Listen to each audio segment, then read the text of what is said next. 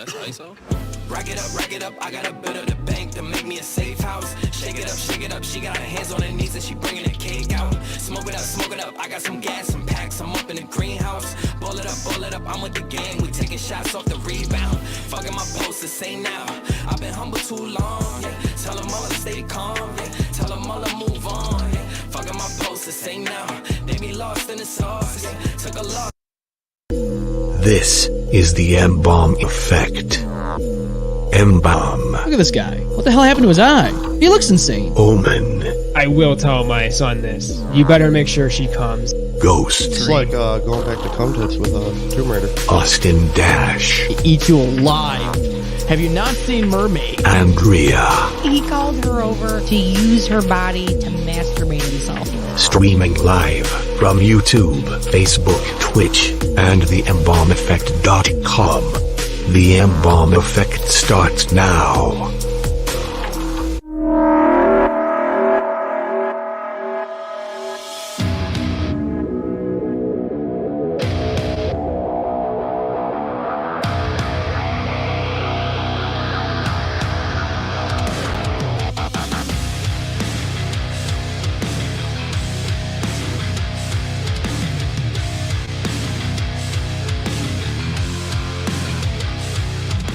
Yo, what is going on? Welcome to the M-Balm Effect. We are here live in studio in the ROC, baby. I'm your host tonight, M-Balm. Omen in studio with me, co-host. And tonight we have a special guest here, Eric Emanon, live here in studio, again in the ROC. What's up, man? Wow, it's weird to hear that name. That's an old name. It's an old name. That brought back some feelings. Gives you the chills, huh? Gave me some chills. They're multiplying. Making his way into the studio. How the hell you been, man? Oh man, busy, old, Yeah, sore, I feel tired. that. I fucking, I feel You say that. old. What's your age? 33. 33. But in Okay, wrestling I'm years, a year behind you. in wrestling years, I'm like 69. Right. Nice, I good totally number. understand that joint-wise. Yes. Oh, dude, the joints and all that. You feel it, right? Yeah. You feel it now, Mr. Quite Krabs. often. You feel it now. Feeling it now, Mr. Krabs? No, this is Patrick. This is Patrick. Firmly grasp it. Is mayonnaise an instrument? It sure is, Patrick. Yep. You can call the show 855-MBALM-19. Ring-a-ding. That's 855-622-5619. Give us a call. We want to hear your voices, and you can talk to Eric live right now as we do the show live. Talk to me. Be a talk slut, yeah? I can. Oh baby, oh baby, oh baby. Yeah, she's a talk slut. Rocco! Mrs. Bighead! I fucking love that show, man. Did you watch the movie they came out with? No. It's on Netflix, dude. Is You it? gotta watch Is it good? It's good. For a good throwback, they also did a movie of a newly updated movie for Invader Zim as well. Okay. And that, like, when all that came out was just like nostalgia. I was just like, oh yeah, bring it back. And I was like, I get a little tiffy when they bring some old shit back because I was like, oh boy, how can they fuck this up? Oh, absolutely. And, But, and I with think something it was like pretty Rocco, good. with Yeah. something like Rocco's Modern Life, it's something you really you don't want them to touch because it's so pure. Right. But when you go back and you watch the originals, and you're like, oh my God, Rocco was a phone sex operator. Right, exactly. Oh baby, oh baby, oh baby. Wow. Yeah, it's funny. As a kid, you watch these things, you're like, I don't really pick up on it. But as Oh an yeah, adult, I've rewatched some stuff in the past. And I was like, whoa, that went right over my head when I was a kid. yeah, you're like, wait a minute. I hope you guys are good with the fact that I'm probably going to throw out like 900 impressions during this podcast. Dude, we No do it all the freaking time. problem. We'll do it all the time here on the road, dear boy. That's wonderful. Yes, he's got fucking Peter Griffin in studio. Yeah, we always needed him in here. Okay. Come out. Yeah, fire! Yeah, let's go. Come on, butthead. Fucking God, I know this show's gonna be fun. We already got some comments here. We have Annalise here. She says, "Hey, and the M-Balm. Of course, I am here. I am M-Balm. He is he. They is they. Right? Them is them. Gang, gang. Tina's on here. Hey, I know you. That's my mother. Oh, hello. Hey, Mom. Hello, Good Mama. to see ya. Yep, our Emanon. moms tune in too. Oh, do. Yeah, that's the support you need right That, there. that is. is the best audience you can That have. is the support. Yeah, they might hear things that they probably don't want to Yeah. hear their sons talk about, but it's okay. Oh, I'm sure. I'm sure. That's perfect. Annalise says, "Nice to meet you, Eric." Annalise is from New York City. She's awesome. Oh, I miss York. New York City so much. I would kill for a New York slice right now, like a legit New York slice. Yeah. Or some like bagels. Ooh. New York City bagels are next level. It's just the water. It's the water makes everything better. Is it really? It really is. It legitimately is, because you got to think they have a purified water system there. Okay. And like they have some of the cleanest water in the country because they're supplying Nice. millions of people. Yeah. But yeah, I just think it's the water. Didn't know that. I think it's the water. I think it's the environment. Yeah. But whenever I was in New York City, like, and it was often because of wrestling. I was Right. always down there. Always.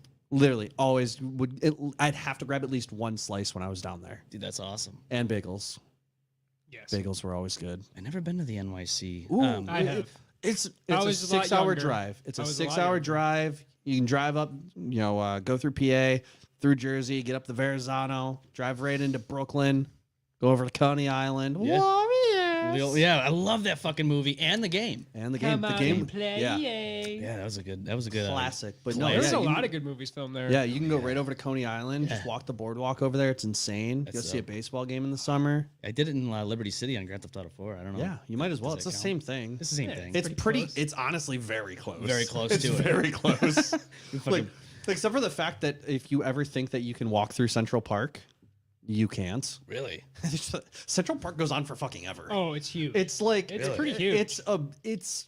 I walked through half of Central Park, and the weather changed by the time that I had got to the end of it. Holy shit! I didn't realize how big that I was like, oh, it's sunny and hot. I get to the end, thunder and lightning's rolling in, and I was like, what day is it? Fucking 4 seasons have already gone by. Eric's lost in this fucking park. Yeah, pretty much. Am I? I just come out with a beard. What year is it? What year is it? Losers for Life says, Eric, what's your finisher? He's already asking the What's my questions. finisher? Yes. Ooh, okay. So my finisher was a Death Valley driver to the knee. I called it the JX47, and stole that from Mindless Self-Indulgence because I just liked the name. MSI. Yeah, there's a throwback for you. Yeah, it there's is. a throwback. But yeah, I do the little Death Valley driver, drop them neck first down to my knee, and Neck first. I did that. I did the running or the flying E, if you will. Yeah. The running knee strike to the forehead. when they're in the turnbuckle, right in the corner. No, just kind of like the running Daniel Bryan knee, like Oh. the yes Oh me yeah, almost. you just give it to him. just give it Except to for I would load that thing up like a shotgun and put it through people's sternums. Ooh. Yeah, you give it right to him. Give him the full effect. Oh, absolutely, absolutely. Tina says, good to see you back in the podcast world again. Yeah, Your I know mom. it's been a minute. It's been a minute. been- I mean, we're technically doing vidcast right now, aren't we? Yeah, I guess you would call Technically it a that. vidcast, technically a In a sense, podcast, a yeah. little bit of this, a little bit of that. So when you hear podcast, do you think of like those mainstream podcasts where they're like, today on this show, we're going to learn about No, we don't do that here. It's No, when I think podcast, I think like last podcast on the left where like, Henry Zabrowski's just like and they're talking about like murder and violence. Oh, we do that here. Oh, yeah. all the time. You want to give him and a little teenage description of how the trafficking of last episode schools. went? Last Saturday? We talked about it a little bit. Mr. Hands. Oh God, we fucking talked about. Would you rather get penetrated by a horse to die, or would you rather get penetrated by a bullhorn to die? Bullhorn. Bullhorn. Yeah, Bullhorn. We pretty much all took bullhorn. Because a horse isn't going to stop. And No. chances are you're not going to die said from the the same initial thing. penetration. You're going to die from the internal injuries. Yes. But the bullhorn, at least it'll be quick. Mm-hmm.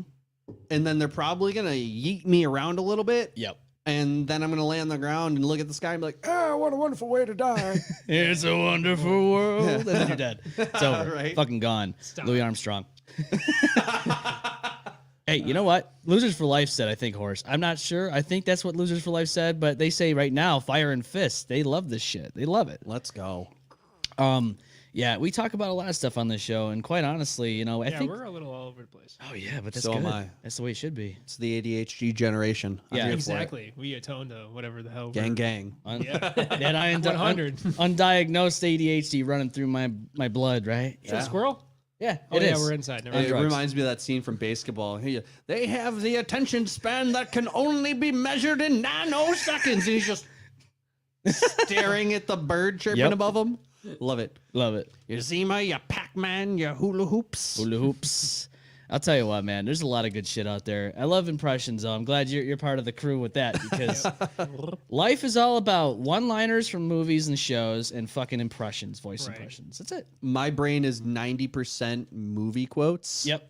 And that's, I just kind of, And it's never like popular movie quotes. It's always movie quotes of like some random scene from some unknown movie. And people are like, what the fuck are you talking about? Right. I tried saying that, and actually one person outside of this show got it right when I was a guest on Insensitive Culture. Shout out to my boys, by the way. Yes, Shout I am out, check talking them out. No free ads though. No. I was on the show and I said meat drapes. Well, it sounds like my name's Madropity, sir. Hold on. Meat drapes. There you go. How come it doesn't sound like that when I say it? Meat drapes. It's pronounced Madropity, sir. Meat drapes. See? That's it. I love that movie. I Yes. love was a that good movie. That was a good slam comedy movie. It was. It's so good. God. It's such an underrated movie. Kicks the potato salad out of his pants. Yep. I'm gonna be rich. I'm a movie star. Dude, that movie, when we watched that back in what, 2009? It was a while ago, man. I mean, there's some good classic comedies. You know, like Just Waiting was a funny one. Oh, yeah. In the cast of that movie is just so good. Right. It's so good. Yeah, they had so many faces that you were so familiar with, so you just fell in love with the cast right away, and you were just like just watching them just be One of my favorite quirky and lines from that funny. movie. I'm sorry. Your soup face scared the shit out of me. Your soup face. Yeah, because he burns her face with the soup and shit. And then fucking, you got that movie, you got Sex Drive, you got. Oh, that's so Sex good. Drive. It's another underrated movie. You And then, know. of course, you got Miss March. Fucking love Miss March. Yep. Hello, My Miss boy Tasty. Taya. My boy Taya. My boy Tired.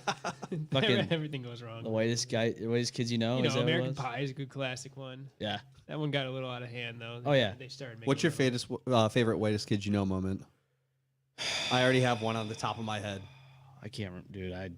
It's been a long time since I've watched that show, to be honest with you. My favorite one is the true story of how they assassinated Abraham Lincoln. Really? Yeah. I don't remember that one. It's he's sitting there and Abraham was it? Lincoln's just taunting. He's taunting the play at Ford Theater. He's just sitting there. Hey, do that again. Do that again. Mr. President. Oh, now you fucked up. Now you fucked up. Now you fucked up. Now you have fucked up. Hey, what? Now you fucked up. I don't have to see. I don't know. If I've It seen is any of that. so think good. so. And it's like, he's like, that's it. I'm done. And he goes upstairs and they're like, they told you that John Wilkes Booth shot the president because they were embarrassed that he was stabbed in the butt to death. Yep, that's the true way he died. And you're just like, that's it. That's how it happened. That's how I it heard He happened. had a very open mind. Yeah. You know, there wasn't very many open-minded presidents like him. No, JFK was a little open-minded. too. I would say Lyndon B. Bop, bop. Johnson. he that was my so next one. But yeah, open-minded until the JFK. bullet opened it You know, up. Jackie said he had the brains for the operation. He really did. Yeah. He yeah. really had the brains. And he was just everywhere. Yeah. Yeah. Well, yeah, that was a definite badoom. Yeah, that was definitely a badoomps moment. So, you know, we love wrestling. You know, Omen and I, we fucking love wrestling. Wrestling. Wrestling. That ain't gay. That's wrestling. It's We wrestling. caught a couple of good pay-per-views back in the day. Oh God. I haven't So- kept up on the WWE world. Has as much. anybody? I don't really know. Like, on and off, not really. Been too busy, kind of like. I watched the Royal Rumble. yeah. Okay. And they had people showing up, and I'm like, who the fuck are these people?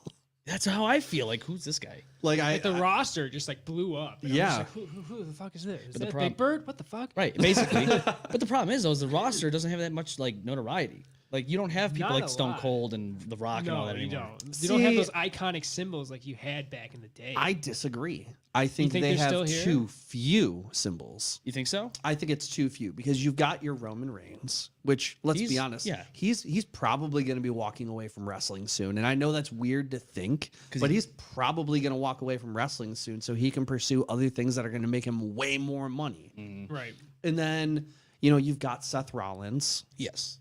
absolute staple. But when you think about how long they've been in the WWE, they're hitting their peak era Right now. right now. Yeah. And I think honestly, it's very Usi of everybody in that Very whole Usi. situation. So very Usi.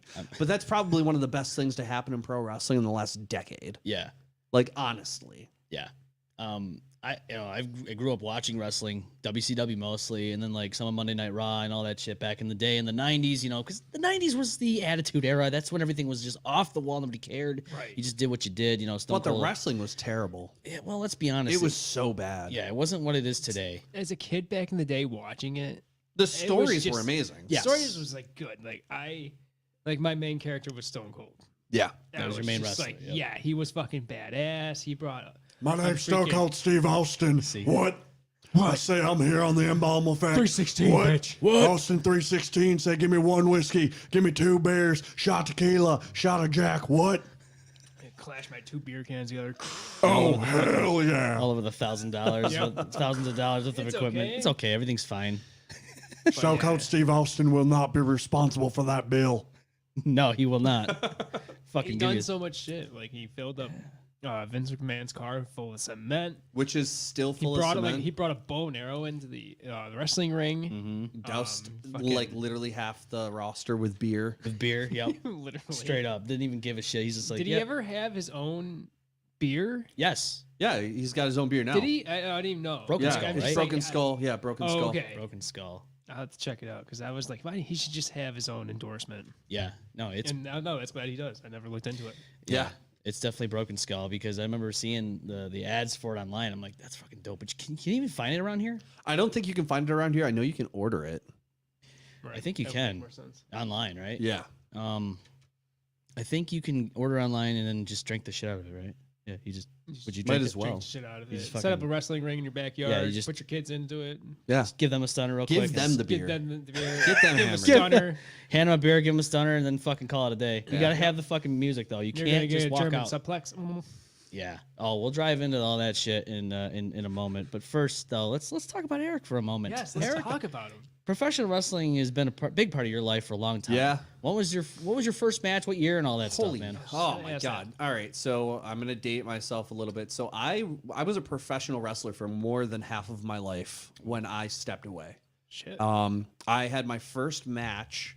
I started training in 2004. I was young. I was like I was like 14. Okay. So I had my first match. It was September 11th, 2004. I got a ton of shit about that. They're like, I can't believe you're wrestling on the anniversary of it. And I was like, what do you want me to do? Right. Like, hey, what do you want me to do? You know? So I had my first match. It was with my trainer and his tag team against me and the other kid I was teaming with. The first Emanon and the second Emanon, I was the first. I don't want to toot my own horn, but I was the first one. Original, OG.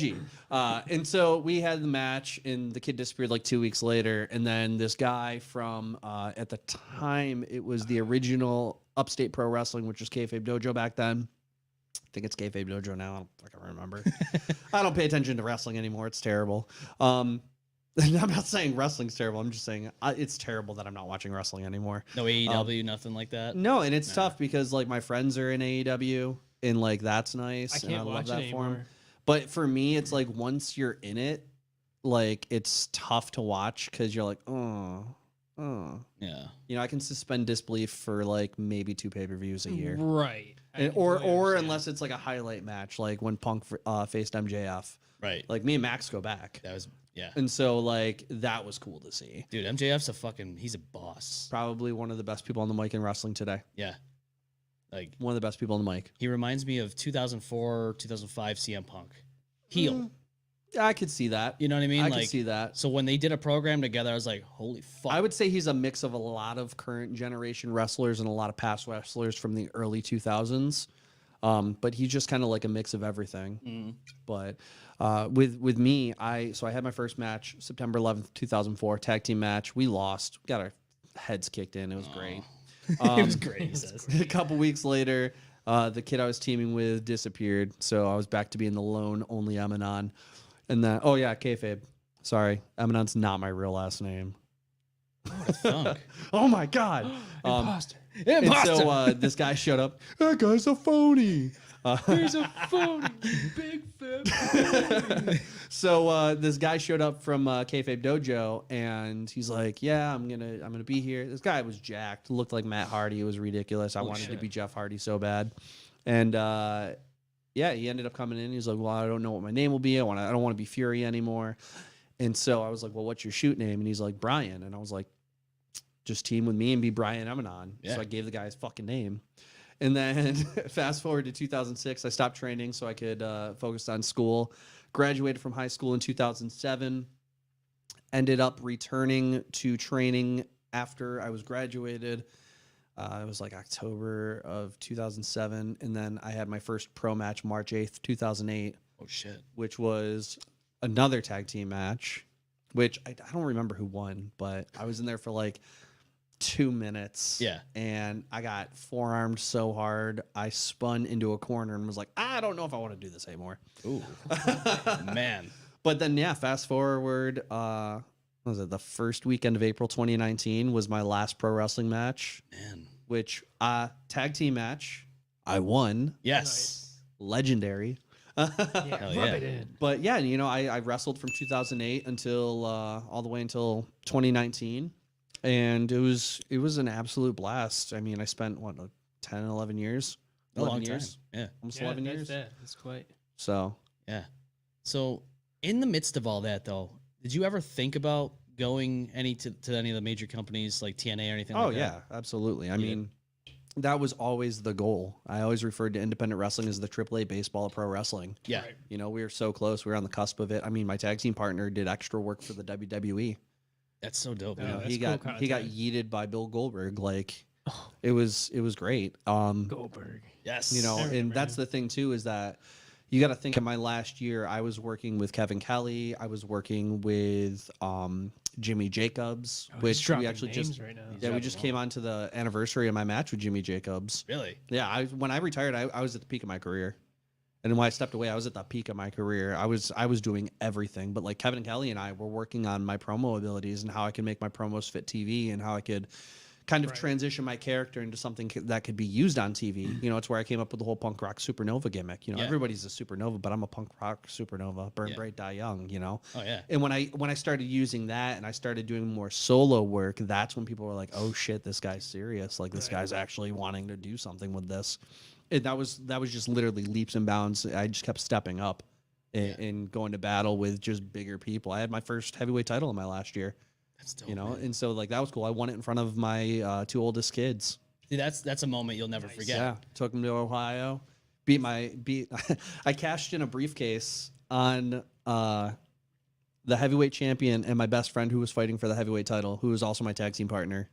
And I turned down him that night. And it was funny because I took my ex-wife and my 2 kids to Ohio, and I told them like, I'm gonna be fighting for the heavyweight title tonight. And they were like, "Oh," and I was like, "Yeah, yeah, this is gonna be awesome." And I ended up going out in my the first half, and I fought Terrell Kenneth, Okay. and we had an absolute barn burner. Like we just beat the hell out of each other, and it was insane. At one point, I did like a baseball slide to the outside, and he lifted up the apron, and I got trapped in it. And he starts hitting me, right? And he winds up and chops me so hard that my ears start ringing, and I'm like, oh. Damn. And you know the Randy Orton gif where he like he back body drops the dude on the table, and then he turns around and he's like, ugh. Yeah. That's exactly what he looked like after he chopped me, and I'm like, oh, why? Why, SpongeBob? Like, so we get back in the ring and we end up working. And then at one point he's like, I want you to sunset flip powerbomb me off the second. And I was like, you're a big boy. And he's like, I have faith in you. And I was like, okay. So he goes up for the superplex. I headbutt him. I do the flip. And as soon as I grab his legs and I go to throw him, he launches across the ring, and he made me look like an absolute god. And I remember watching him hit the mat, and I hit the ground, and I'm just looking at him. I was like, he bounced. Did he just hit the other turnbuckle? He bounced. Oh my god, is he dead? He bounced. And my favorite part of that whole match was he power bombs me, picks me up, and then sit out power bombs me. Yeah. And I remember him going to pin me, and I'm just laying there going, oh, fuck, why? And he's laying there, 1, 2, I kick out, and he just lays down next to me and goes, let's take it home, brother. I'm blown up. Let's take it home. And I was like, all right, yeah, I got you. Let's finish this thing up. Yeah. But that honestly, that night was crazy because, so I had the, I think it was like the Fight for Fortune briefcase they called it. It was essentially Money in the Bank. It's money in the bank. Right. And so ref gets knocked down. Tommy, I think F5'd the guy and like hit the ref in the face. And so the ref bump, I come out and I tell Tommy, I go, hey, let's hit the flying V. Let's line up. You know, I slide the briefcase in the apron. I'm quack, stomping the feet on the mat. And he runs, hits the verti kick, and I just stand in the corner. And he pops up. And so we hit it on the champion. He pops up. I look at him, and I just run across the ring, hit the knee, boom. Pick up the briefcase. I'm like, I'm cashing it in. Take the shirt off. He gets up. I hit it again. Hit the JX47. 1, 2, 3. Crowd hated me. Oh, man. And I was like, yes. Get the heat, man. I was like, oh, yeah, let's go. And then we were going to start a feud. And then right after that was the end of the road for me. No, what brought that upon? So, pretty serious downer conversation. I started having really severe panic attacks. Okay. Kind of came out of nowhere. You know, I was on my way to a show in Maine. I was going to main event a show for the heavyweight title with Terrell Kenneth, a guy I know, I trust. He was part of the IndyCar Mafia, like somebody that I was ready to tear the house down with. And I'm pissed that I didn't get that main event match with him because we were about to steal the goddamn show. Like, again, peak of my career, I was very serious about what I wanted to do and where I wanted to go. And, you know, I get like just into Massachusetts and I start getting dizzy. Ooh. I was like, what the fuck? Maybe I'm just hungry. So we go to a Chipotle and we get in there and I stop and I go to the bathroom. I'm like, I'm not really feeling that great. So I sit down and try to eat. I get like a quarter of my burrito bowl done. And I was like, what the fuck? Maybe I wasn't hungry. Yeah. And so we get ready to leave and I get into the parking lot. I just get a burst of energy. And I was like, I just feel like I have to run. I feel like I have to just like run laps. So I'm like literally running like laps in this parking lot, trying to like burn off whatever it is. No idea what it was going on. I could taste metal in my mouth. I felt like my whole body was just like pins and needles. It was crazy. So I get ready to start driving and I make it like maybe 2 miles down the road. My whole left arm goes numb. Oh. I start getting That's dizzy. terrifying, I start yeah. seeing like double of the road. I pull over and I'm like, guys, I'm not feeling great. Like, can somebody take over driving? I make it like another half mile down the road. I'm like, dude, I gotta go to the hospital. Like, I don't know what's going on with me. So fast forward, we go to the hospital. I sit there for ever. Of course. You know, they got to cancel the main event. And the nurse looks at me and goes, do you have an anxiety disorder that you know of? And I was like, undiagnosed. And I kind of laughed because at that point I was feeling fine. Yeah. And they're like, no, this is serious. And I was like, undiagnosed? They ran a bunch of tests on me. They gave me an x-ray in my chest. They're like, maybe you have something wrong with your heart. Because I thought I was having a heart attack. Right. I legitimately thought I was having a heart attack because I had all the movie signs of it, you know? Yeah, the arm and everything. Yeah. Right. And It's so, terrifying. like, I couldn't breathe. It was fucking awful. And so they're like, we think you just had a severe panic attack. You're going to need to just go home, rest, go visit your primary care physician, and figure out a medication that'll work for you. So I spent the rest of 2019 going through medications and trying to figure out what was going to work for me. At one point, I started to develop serotonin syndrome, which I highly recommend. If you don't know what it is, look into it. Like, Yeah, it's I'm not familiar. essentially what it is your anxiety medication is producing too much serotonin, and it can shut your body down. You could die. Jesus. But like at one point I was like twitching, Yeah. and like I couldn't control it. So I'd be laying in bed and like my head would just snap across my body. Couldn't control it. Had no idea what was going on. Ended up having I had 2 medication I was on that you shouldn't be on at the same time. Really? And yeah, and so I ended up canceling the one, trying to ride out the other, and then weaning off the other and getting onto one I'm on now, and that's been working great. Yeah. Knock on wood. Yeah. Seriously. You knock on know, wood, man. Jesus. you know, that's been working great. But it was awful for like 2019. And then I said to myself, you know what? Maybe I can come back in 2020. And then what do you know? Something happened. Always. Bo Burnham said it best. Something funny happened. You know, and it's crazy. So like I watched his special and it was very like surreal to see how similar our lives were with that. You know, we both swore it off, but you know, I want to go back. I Yeah. always want to go back. Like that's the one thing is with pro wrestling, you never retire. Yeah. I mean, you've seen it with guys like Edge. Terry Funk. Terry Funk's retired like 19,000 times. Yeah. The dude's been he's retired, come back like 20,000 times. Yeah. And so, you know, it's the one thing where you're like, oh, you know, I'll never retire. I'm Yeah. going to go back. And So I make it through 2020, survive through 2021, and I get into 2022. I start, getting in the gym, start planning everything out, getting ready to have this amazing comeback. The plan was 2/22/22. I was going to drop a teaser video, and I was going to work out something to start, wrestling again and traveling in March of that year. So January rolls out, and January's got other plans. I get rear-ended while I'm essentially pulling up to a light. I ended up with 2 compressed discs in my neck, 5 herniated discs in my back, and a collapsing disc in my lower back. Oh my god. Yeah, awful. Yeah, horrible. Herniated discs are not fun at all. No, and I'm still dealing with it now. Like, I'm getting pinpoint injections and all that shit put in my back, and dealing with physical therapy and chiropractors and all that fun All of stuff. us in this room right now, we all had back shit. It's horrible. It is. But it's like back and neck, and so I deal with numbness in my hands every day and all that shit. It's fucking awful. But I'll probably never wrestle again because of it. Fuck. And it's all because of that rear end. All because I got rear-ended.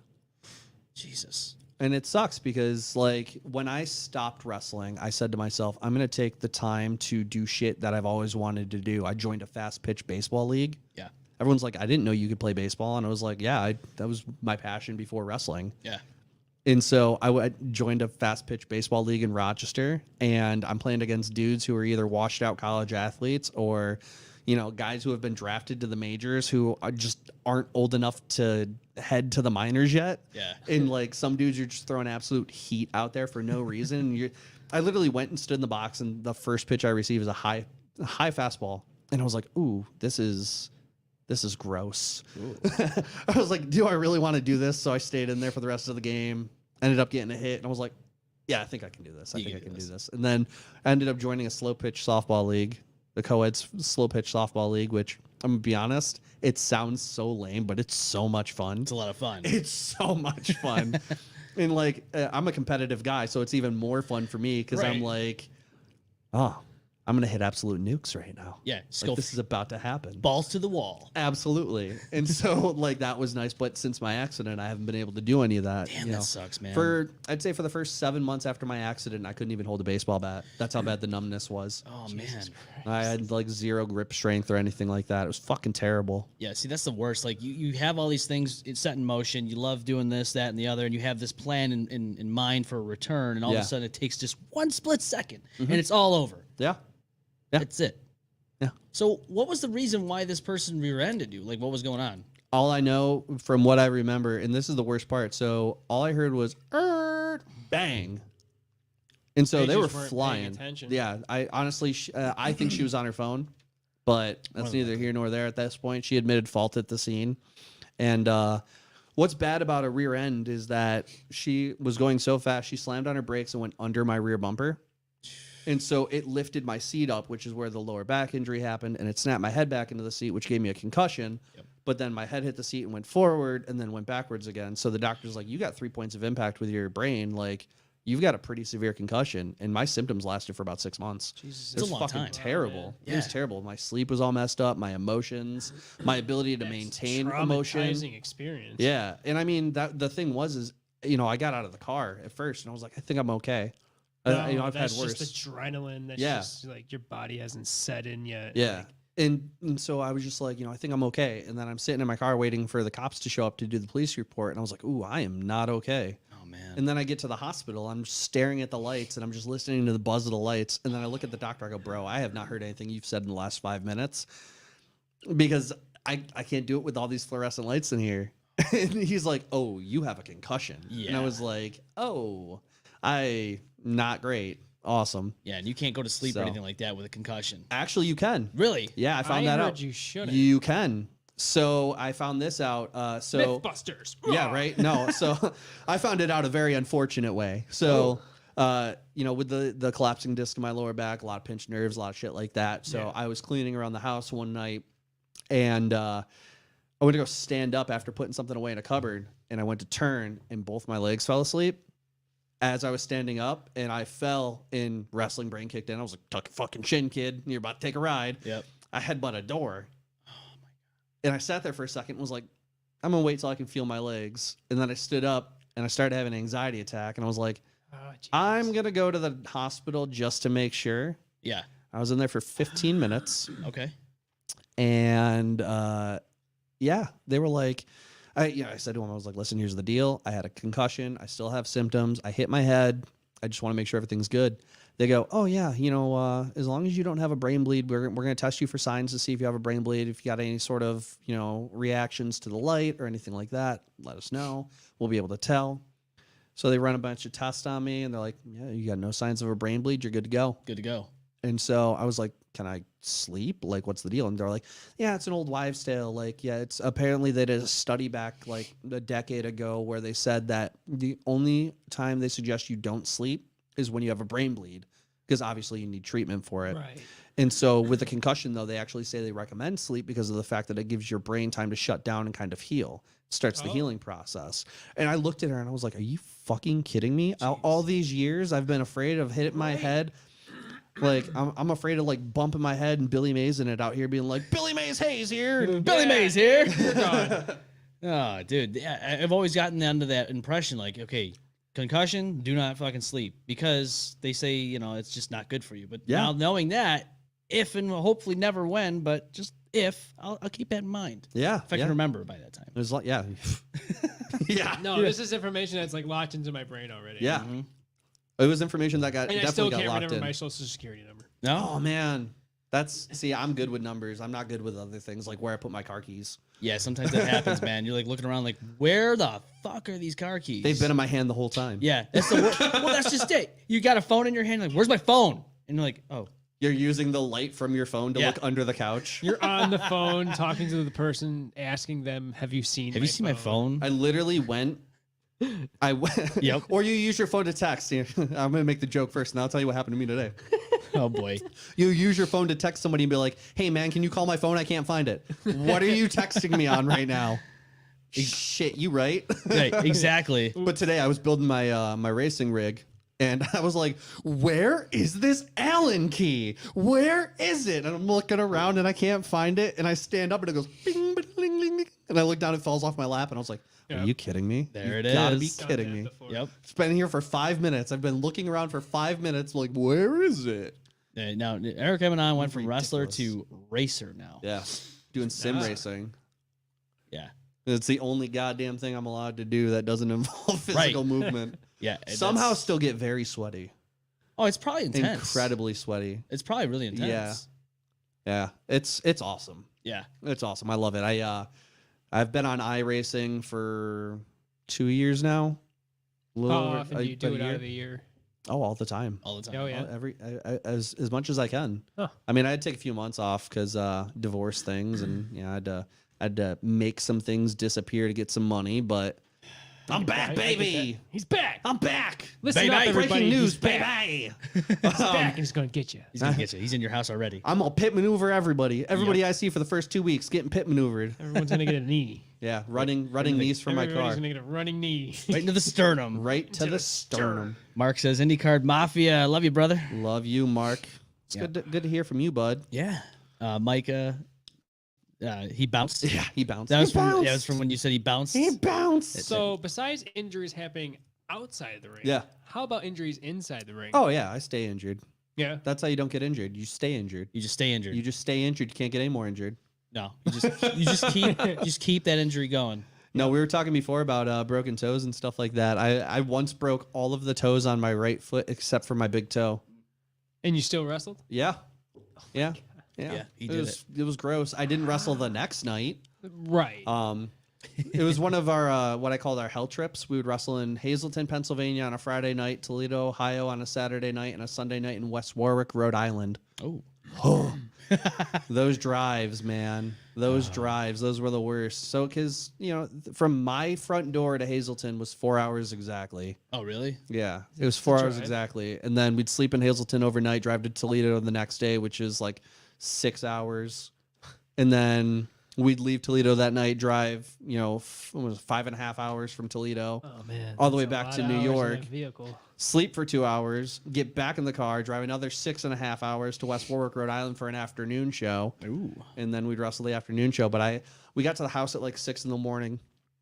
And I was like, dude, my foot is killing me. I took off my sock and all of my toes on my right foot Swollen. were swollen, purple, black, and blue. And I was like, oh, Yeah, I'm not wrestling tonight. We need to tell the promoter this What is not caused happening. that injury? I kicked a ring post. Oh my A god. post. Yeah, Not even the turnbuckle. the Kicked a post. ring post. I was getting thrown into the post, and I took my last step to go eat the post, and my foot hit the post, and instead of selling my face and protecting my face, I hit the post, and then I grabbed my foot on the way down, and I'm just laying there going, oh, that was not great. I made the special pop. It's like when CM Punk hit his leg or his foot on the barricade in AEW and broke it. I wrestled the rest of that match. That's crazy, because the man. adrenaline was up there. But afterwards, Right, I'm like, that I can understand. I'm like, and oh, then the my next foot's kind of day, you're sore. like, I'm not moving. Yeah. No, it was gross. But yeah, I've had a few injuries. I broke my nose sideways. Ooh. If you look at my septum, Okay. that's that right there. Oh yeah, Little I see break it. there, Oh, yeah. shit. Oh no, it's a lot of break. I Lot of break. went to a reconstructive surgeon for my septum, and he's like, "Yeah, the whole left side of your nose is it's bad. It's real bad." And I was like, "Cool, can you take this camera out of my face now?" They like numb you, and then they shove a camera up your nostrils, and you're like, "Oh." Yeah. Makes Oh, you, but that my feels good. You can girlfriend feel it knows all the way about back in your nose throat, stuff. and then it's like moving through your face, and you're like, "Oh, this is great. This is awesome." This Yeah. feels great. Yeah, I was like, "This is phenomenal. Can you just tell me why I can't breathe?" And he's like, "That's why." And I was like, "That Your checks septum is out." touching the bottom of your other. It happened again. Wrestling. Oh. I need myself Oh, in the yeah. face on a fisherman suplex. Jesus. Not Yeah. even the other guys. Actually, wrestling Corey Just be lucky you didn't somebody crack your jaw. somebody in TNE. Really? Yeah, it was one of Corey Castle's part of Corey Castle's group, Din Mock. Oh, okay. And he just cinched in this super tight suplex and dropped me super high on my shoulders, and so I accordioned and kneed myself in my own face. Shout out to It was my Corey first Castle. ever singles match. Fuck. I don't remember any of it, Mm. but I remember getting to the back and going, Was it recorded? "Where am I?" Yeah, it was recorded. It's on YouTube.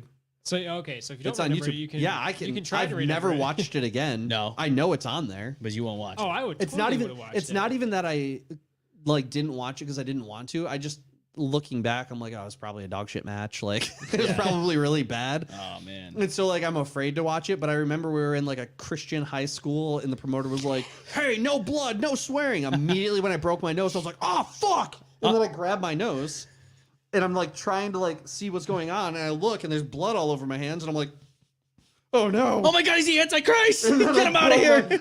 I clicked it back into place because I was like, "Oh, it's not there." And then I just wrestled. Yeah. And I continued to wrestle. But I remember getting back going, "Where am I?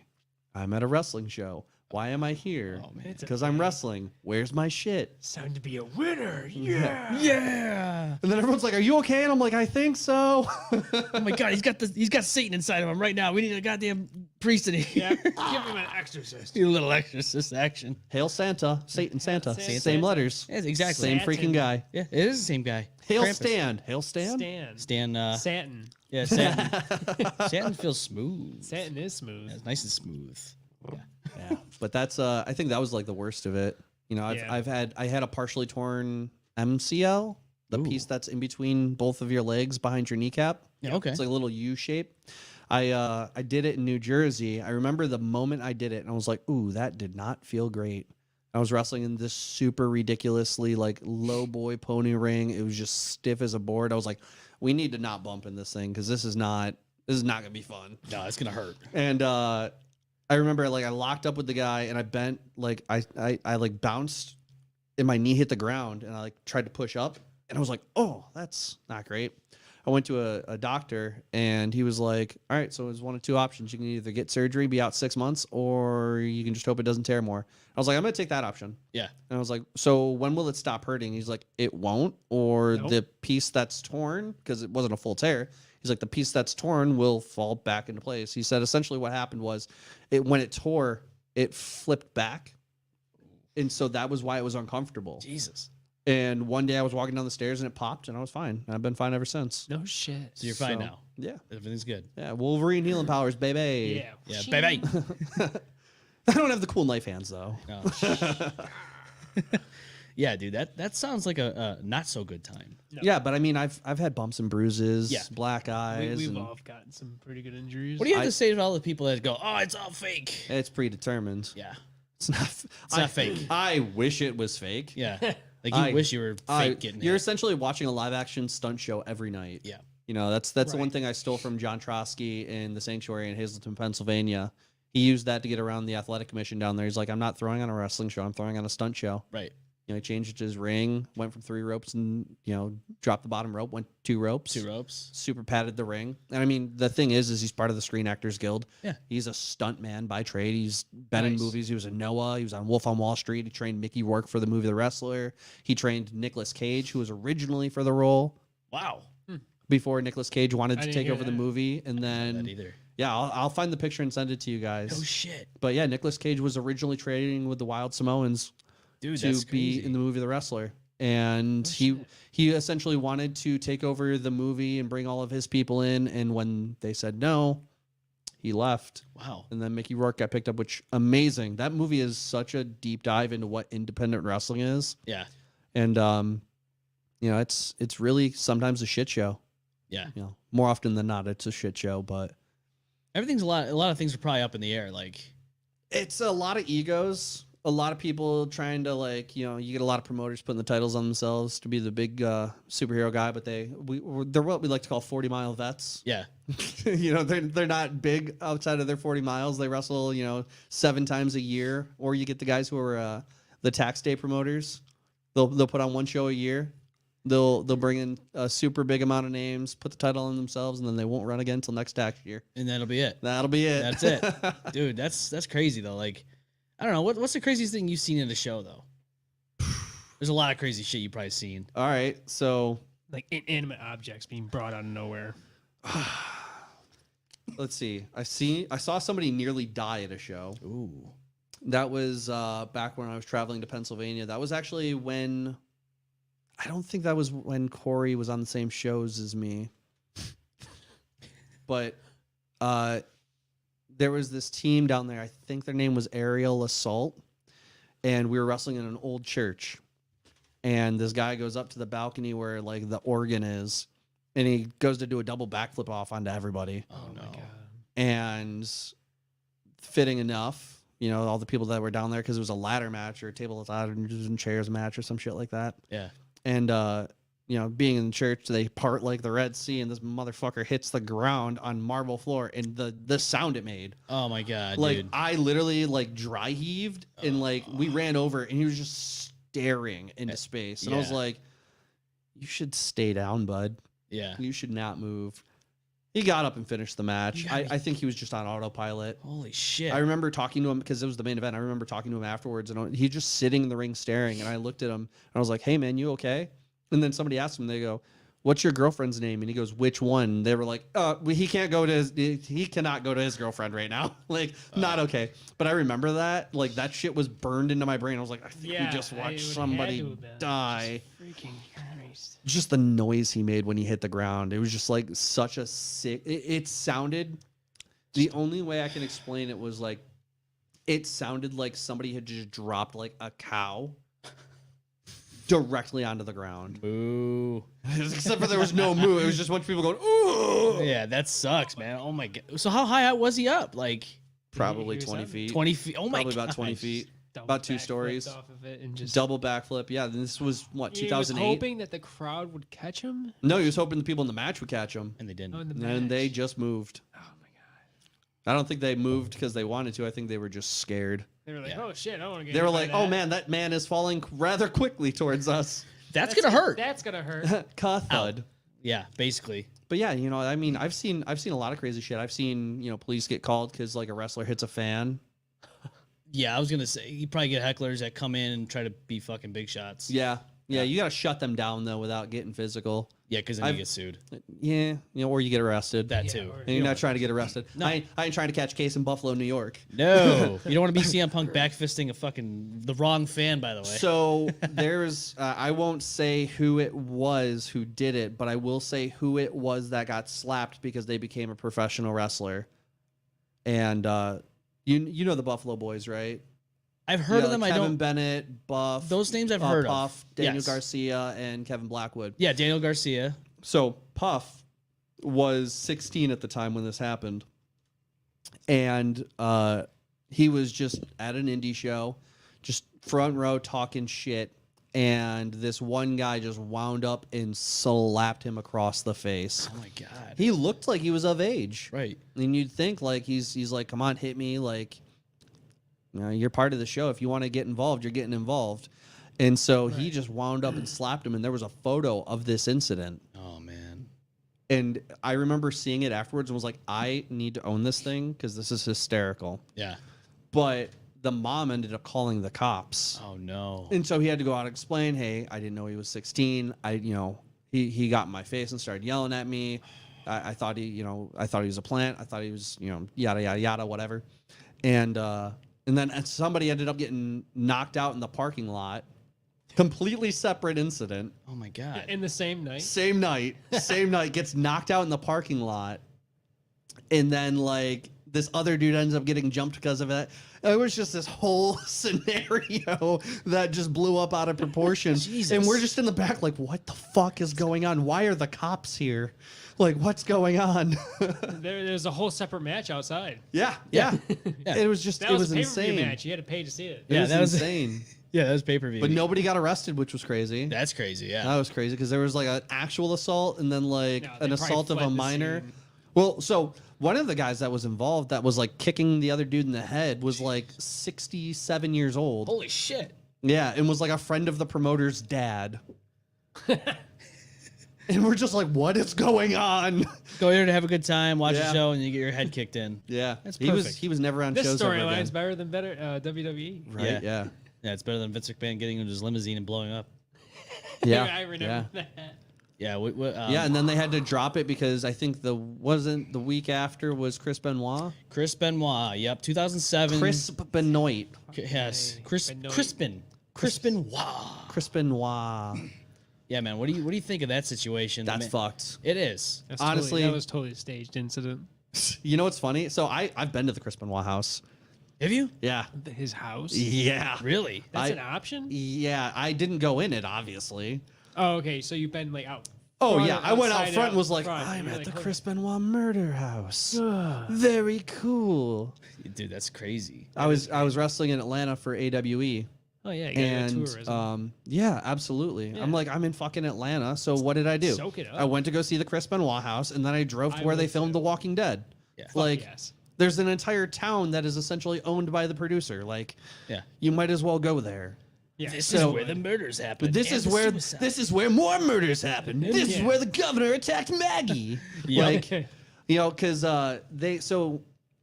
obviously I'm in Atlanta.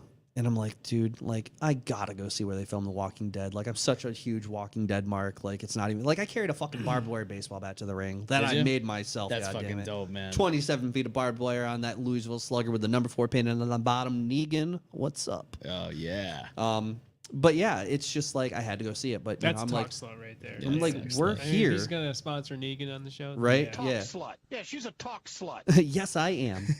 So I gotta go see the Chris Benoit house. Yeah. Right. You're And there. like I pulled up, somebody fucking lives there. Yeah, somebody brand new bought it. Somebody brand new bought it. Jesus They Christ. probably I'm bought like, that I on don't the know cheap. how you right. Yeah, how much do you think that went It for? actually, I think it went for like it was pretty expensive. It had was to have pretty been. expensive. I'm pretty sure it's. A It was nice still size pretty house. pricey, but Yeah. it was. I'm like, They got I'm half off. outside the Chris Benoit house right now, and like I just because my tag team partner was a huge fan of Chris Benoit, and I'm just like, well, let's go see the fucking Chris Benoit house. Like, why not? Drive down a gravel road and then show up, and we're like, oh, that's the gates. I Yeah. remember seeing this on the news. That's crazy, but. Honestly, like that thing, it's very similar to like Dale Earnhardt in NASCAR, where NASCAR took precautions to prevent that shit from ever happening again. Yeah. And then they really took into effect like how dangerous that shit could be. Same with wrestling was Chris Benoit happened. They're like, dude, you have a brain of Swiss cheese and you essentially are an 89-year-old man in the mind. Yeah. Like that was huge. And then like Christopher Nowinski came and just was like, CTE is very serious in our business. It's real. You think about how often you accidentally hit your head in the industry. Right. Like, Then you can do it on purpose on the reg. yeah, It's not good. Yeah, I can tell you how many times I've had my bell rung where I've been like, oh, deja vu. Yeah. Like there was one match I had in Indiana where I got clotheslined, and as I hit the mat, I literally yelled out, "Whoa, deja vu! I had a dream about this." And my tag partner looks at me and was like, tag me, bud. You need to sit the next couple plays out. And it's just one of those things where I'm like, I'm on the apron, and I was just like, oh, I got my bell rung. Like, that happened. But I legitimately had fucking deja vu. And it was I was already here before. I was so overwhelmed by the fact that I was like, I dreamed this once. That, like, Dude, that's wild. I was like, I yelled it out, and he was like, did you really have to? And I was like, yes, I had the sudden feeling of deja vu. Yeah. And then I was like, oh, fuck, I'm in the Matrix. Like, I know. When that happens, it's kind of Sorry, weird, I'm man. just reliving a scripted storyline. right? Scripted. And they always say, you know, when you die, you relive life. So what if we're just reliving our lives right now? We're actually dead right now. Oh, Could you imagine? Yeah, we're probably reliving our lives. can I in just fast a forward it different to where time I era. have money? Right? Can I fast Me forward to too. like where I'm not broke and yeah. fucking Where's the remote control? yeah. What the fuck Right is now, No, have a- I saw that. That's Click. Don't do that shit. That movie made me fucking cry. it? Click. That movie was fucked That up movie with made me Adam fucking cry. Sandler. When he gets to the end, Yeah. it made me cry more when I became a dad. That was Right, fucking I totally terrible. get Don't it. do it. I Don't do guess it. I won't watch Because that. the movie. remote starts learning you, and then Yeah. it just does it And it's like, automatically. oh, which is not cool. you're having a bad time. Let me fast forward 10 years. I'm old now. Damn, you had a bad time that long? What the fuck? Yeah. Yeah, that's a bad time. Yeah. Suck it up. Yeah. Right. Right. Suck it up, Buttercup. Get on some antidepressants, some anxiety medication, bud. Strap up. There's a pandemic coming. Strap up and strap on. You're going in for a ride. Either way, you're about to be fucked. You're gonna. Yeah. Either way, the horse is fucking. Fucking and fucking. Fucking and fucking. Jesus. Yeah, that's what I'm saying. But But yeah, I haven't had any terrible injuries. Like I wish I could say the same about my tag team partner. I watched him nearly fucking bane himself. what? Yeah, so we were wrestling in the opening match of a show with an old WWF ring, and it was like an old school ring. Like this ring was older than I was. So 1980s, probably 1970s. It was like late 70s, early 80s. Nice. Hulk Hogan wrestled on And his ring. this ring His was one of mustache those was ones where like Got you'd torn up. stand next to it, and like when I'd stand in a ring, the ropes would be like just around my nipples. Yeah. This ring, like the ropes were like up to my chin, and I'm like, okay, this is weird. And Taller so people. yeah, my Andre the tag Giant. yeah, my tag partner was, you know, he's 6'2", Holy shit. 6'3", 6'2", I think he's 6'2". Okay. But either way, we get to a point where he's going to hit the ropes to do something, and the top, like, so there's like cables, like come-alongs under the ring that were kind of pulling the corners in. Yeah. The come-along slipped, and so the ropes went loose. Oh. And hey, so instead of got thrown tumbling into over him? the ropes like a normal human, he tried to hold onto the rope No. and just kept arching and arching and arching and arching, and then finally sat himself up and kept going. But this happened in real time, so Yeah. like when the rope broke, it didn't look like anything bad. We literally so the rope breaks, and I look across the ring, and I'm like, dude, take it home. Like the ring is fucking broken, and I'm not about to wrestle in this thing and get hurt. Oh my God. Get through everything, line up the finish, flying V. So he runs, jumps, hits his kick. I run, jump, hit my knee. As soon as he hits the mat, he lets out the most guttural scream I've ever heard in my entire life. Really? Yeah. I wrap up the guy, 1, 2, 3, we're pinning him, and I'm looking at him, and I'm like, what's wrong? He's like, I can't feel my legs. And I was like, No. holy shit. The ref comes over, and I'm like, throwing up the X. I'm Yeah. like, dude, this is serious. Come on, come on. The whole crowd goes silent, and he's just literally screaming in the ring. He's like, I can't feel my fucking legs. What the fuck? So ref comes in, they call 911. People are trying to like run out and make sure he's okay, like friends of ours for the show. Yeah. And I'm like, stay the fuck out of the ring, please. Because every time you come in here, it's moving him more. Right. Stop. Like, stop. They get him out on an ambulance. We go to the hospital. It ended up, he damaged and bruised the tissue in his spine. My when God. the rope snapped? Yeah. Oh, because he okay. arched so far backwards, it stretched his spine out. And he bruised the tissues in his spine. Jesus. And when they swelled up from getting bruised, That's when they pinched the nerves and his legs went to sleep. Okay. So- but that swelling went down. Yes, he can he's use still his legs walking. now. He's okay. He ended up. We ended up Jesus. wrestling Okay, after yes, that yes. for like a decent amount. I think it was like 2017 that happened. We ended up wrestling for like 2 more years. His back's never been the same. No, it's No never gonna one's be the back's same. ever the But same he, after an injury. yeah. No, mine's definitely not. Mine's So not. yeah, he ended up coming back, and that was the guy I ended up turning on and winning the heavyweight title from. And we went on a world of crazy adventures, and you know. You turned on him even after all this? Oh, absolutely. He was He's my like, "Fuck favorite that guy." opponent. He was my favorite opponent. And That's it was cool because like so we would go all over the place and we wrestle as a tag team, but there were certain places where we wanted to switch it up. Like when I wrestled in Brockport. You know, that's my hometown, or close to my hometown, I should say. And so like I looked at the promoter and he's like, "You want to come in as a tag team?" I was like, "Fuck no." And he's like, "What do you want to do?" And I was like, "Let's bring in Tommy." And he's like, "As a tag team?" And I was like, "No. We're going to have him turn on me." Yeah. Because we're bad guys everywhere else right now. You want me to be the big baby face here? What does a bad guy do who wants to make a name for himself in a new place? Goes after the biggest fucking baby face there. Right. Just so happens to be me. No hard feelings. And so, you know, I go out there, beat the piss out of the promoter's son. It was so much fun. And, you know, he comes out, we're celebrating, and then he hits the fucking Kreuzrath on me, just pops me off his shoulders, gives me the German suplex right out of it, dumps me on my head. The crowd loses their mind. He instantly becomes an uber heel because everyone's like, holy shit, Tommy just turned on Eric. Yeah. Well, the next day we're like filming videos at my house of like us going out to grab donuts together. Oh, no. And I'm just like, Yeah. driving and holding the bird. And he's like, "What? I told you. Well, like I told you, it's not you, but it's like I had to do it." And I was like, "Nope." And then at one point, like, there's a video out there. I think it's on my Instagram of like the garage doors going down. He's like, Eric, but the donuts." And then I'm like, you see the garage door opening again, and he's like, "Oh, thank God!" And I grab the donuts. I go, "Thank you, bye." Bye. And he's like, "Eric." And then there's another video, and he's like coming in my garage door, and I was like, "What the fuck are you doing here? What are you doing in my house?" And he's like, "I still got a key." And I was like, "Give me the key back." Yeah. You're not my friend anymore. Nope. Not after what you did. But you know, it's just funny shit like that. You know, we wanted to change it up, Yeah. give the crowd something different because you could go anywhere at that time and see us as a tag team. Yeah. You wanted to see us fight each other. That was the place to go. That's the place to be. And that's how we put it over. And it was fucking huge. You can't stay stagnant, man. No. You got to keep evolving. Gotta keep changing. That's what Undertaker did. His whole career was just nothing but nonstop evolving. Yeah, but always forget the snake skin pants. Yeah, they weren't. Did he wear those? Yeah. One night. I don't think I've seen There's that. one night where the Snake Undertaker skin wore pants. snake skin pants. And they weren't even like I can't dark e- I snake. can't They were even- like white snake skin Can't even pants. picture it. Yeah, you don't It's wanna. fucking terrible. Did he at least ride out on his motorcycle? No. No, this is No. no. White. Ooh, he might have come out on the motorcycle actually. That would have You made think it. he did? I That don't would have made it remember. a I don't tad remember. better.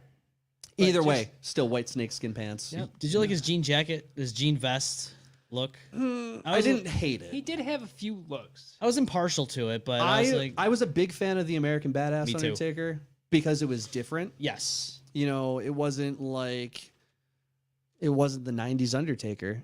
You know, it was the guy who just kind of put on his boots one foot at a time and came out to whoop some ass, you know? Yeah. I would have loved to see like somebody put together a trio of it was Undertaker, Booker T, and Stone Cold Steve Austin, and they all came out in biker vests. And they were like it had something to do with they're all from Texas. Oh shit. And it was so badass though because it was like you're giving me American Badass Undertaker, Booker T as like an enforcer in like, you know, like essentially black camo like Yeah. fatigues. Yeah. And then Stone Cold Steve Austin is the leader of the group. And I was just like, huh, Huh. that would have been fucking awesome. It's a stable. That would have been fucking. That would have great. been Yeah. amazing. Booker T. Coming for you. Remember that? Hulk Hogan, we coming for you. Yep. In the Yeah. can't finish the rest of that. No, sentence. we're not- I do not have the That was so proper amount of iconic. melanin in my skin Nope. to say the rest No. of that sentence. No. Booker T Just said say it, we're coming for you. but you can go on YouTube. And you can you- still see that video. Yes, you can. And- Go on YouTube. It's right there. He did an interview though where he talked about that. Pretty sure he did. It was apologize. literally a slip of the tongue. Yeah. It was. He's like- he goes, I was and an as soon accident. as- It was just in the moment. Their manager looks at him and he just kind of like puts his head down. And He was knew. Like, oops. He's like, fuck. That's gonna live No, on 'cause forever. When he was recording, he was like, Yeah, he covered his he- mouth. he and was did. like- He- he instantly regretted what he said. He was like, Yeah. He was like, I fucked up. But Vince McMahon also did this shit too, and that was kind of Yeah, fucking. but he did it to John Cena. I know. And you're like, that's horrible. Don't do that. Yeah. You can't say that. I was Can't like even see him. that was like. Yeah. Yeah, you Shocking. can't even see John Cena. Yo, How do you so how do you talk to something you can't see? I can see his bald spot though. I went onto WW. I'm such an internet troll.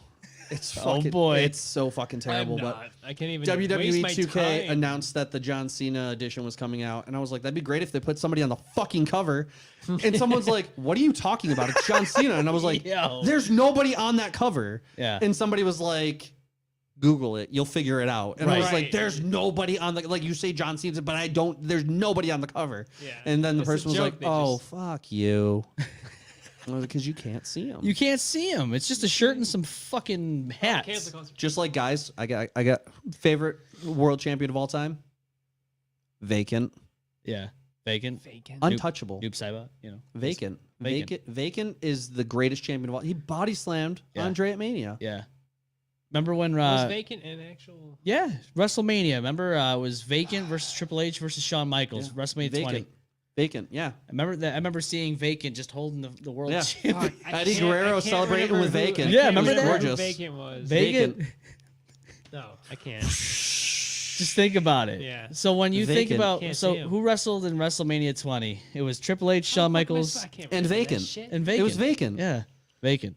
Vacant. We were just talking about him. yeah, can't see Chris Benoit. Crispin Wah. Micah says lack of melanin, boys. Oh, he's LOL. Vacant. Yeah, Little yeah, lack. that's me. Yeah. I don't have enough of it in my. No, I'm too white. you're too white. I'm there, Eric. too white to say. Damn it, Bobby. Damn it, Bobby, you're too white. Thanks, Dad. Thanks, Dad. Vicky says, "What's up, guys? What's up, Vicky? What's going on?"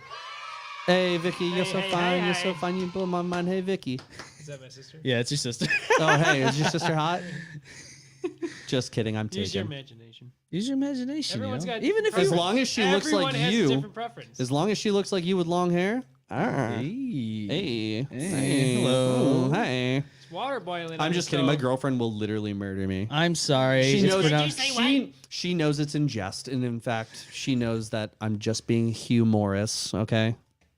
Mika says it's pronounced Mika. I'm so sorry. I can't tell. I know. I love you. I don't want to. love Mika. I'm sorry that I butchered her name. Mika took me to an amazing hotel when we were staying in Atlanta and hooked us up when we went down there.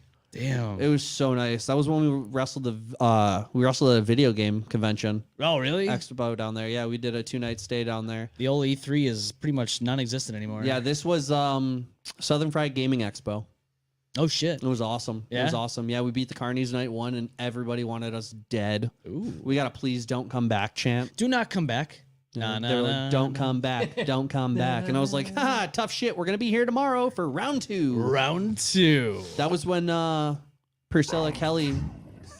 That was when Priscilla Kelly landed ass first in my tag team partner's face. What's her? She's in NXT now. What's her name?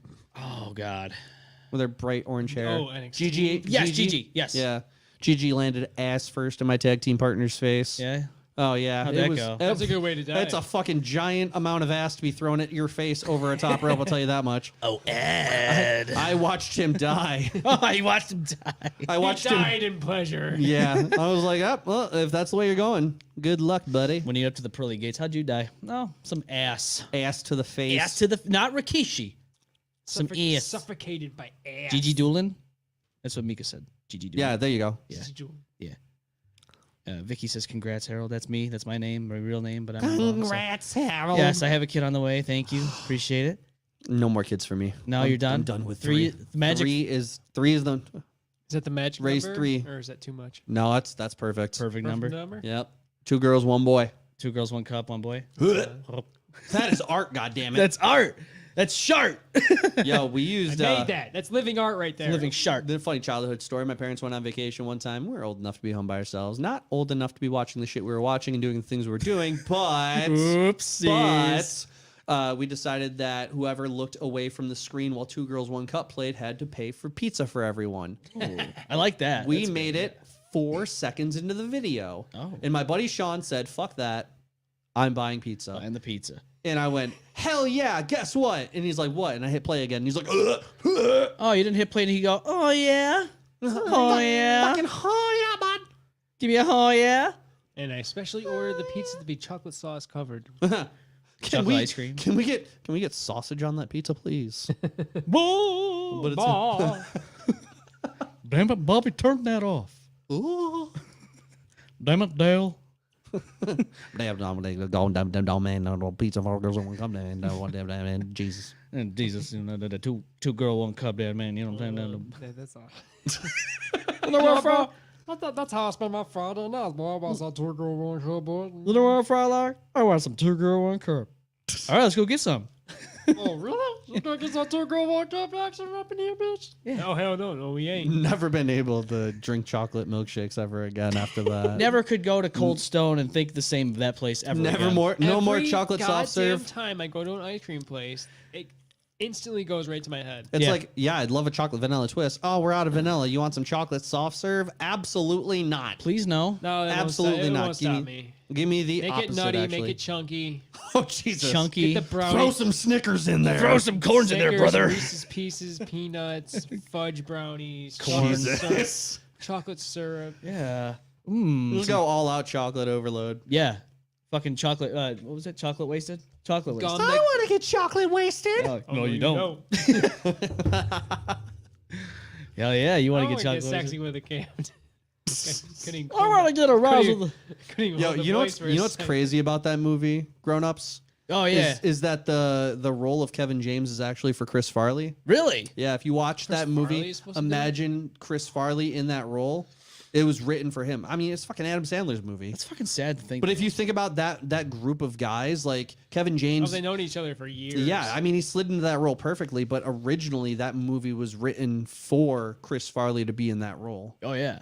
and it would have been amazing. I like Adam Sandler. I love his production program or his Happy Madison, the production company. Yes, Yeah, I got you. that's what it is. Yeah, Happy Madison's kind of funny because Billy Madison. Yeah, yeah. Happy Billy Gilmore, Madison. Billy. Yeah, The you get movie- it. Just The when he comes movies out with that it. made him popular. Right. That's how he got his fucking name that way. Come here, little penguin. Come here, little penguin. It's I see far what's too going warm on for you to here. be up here.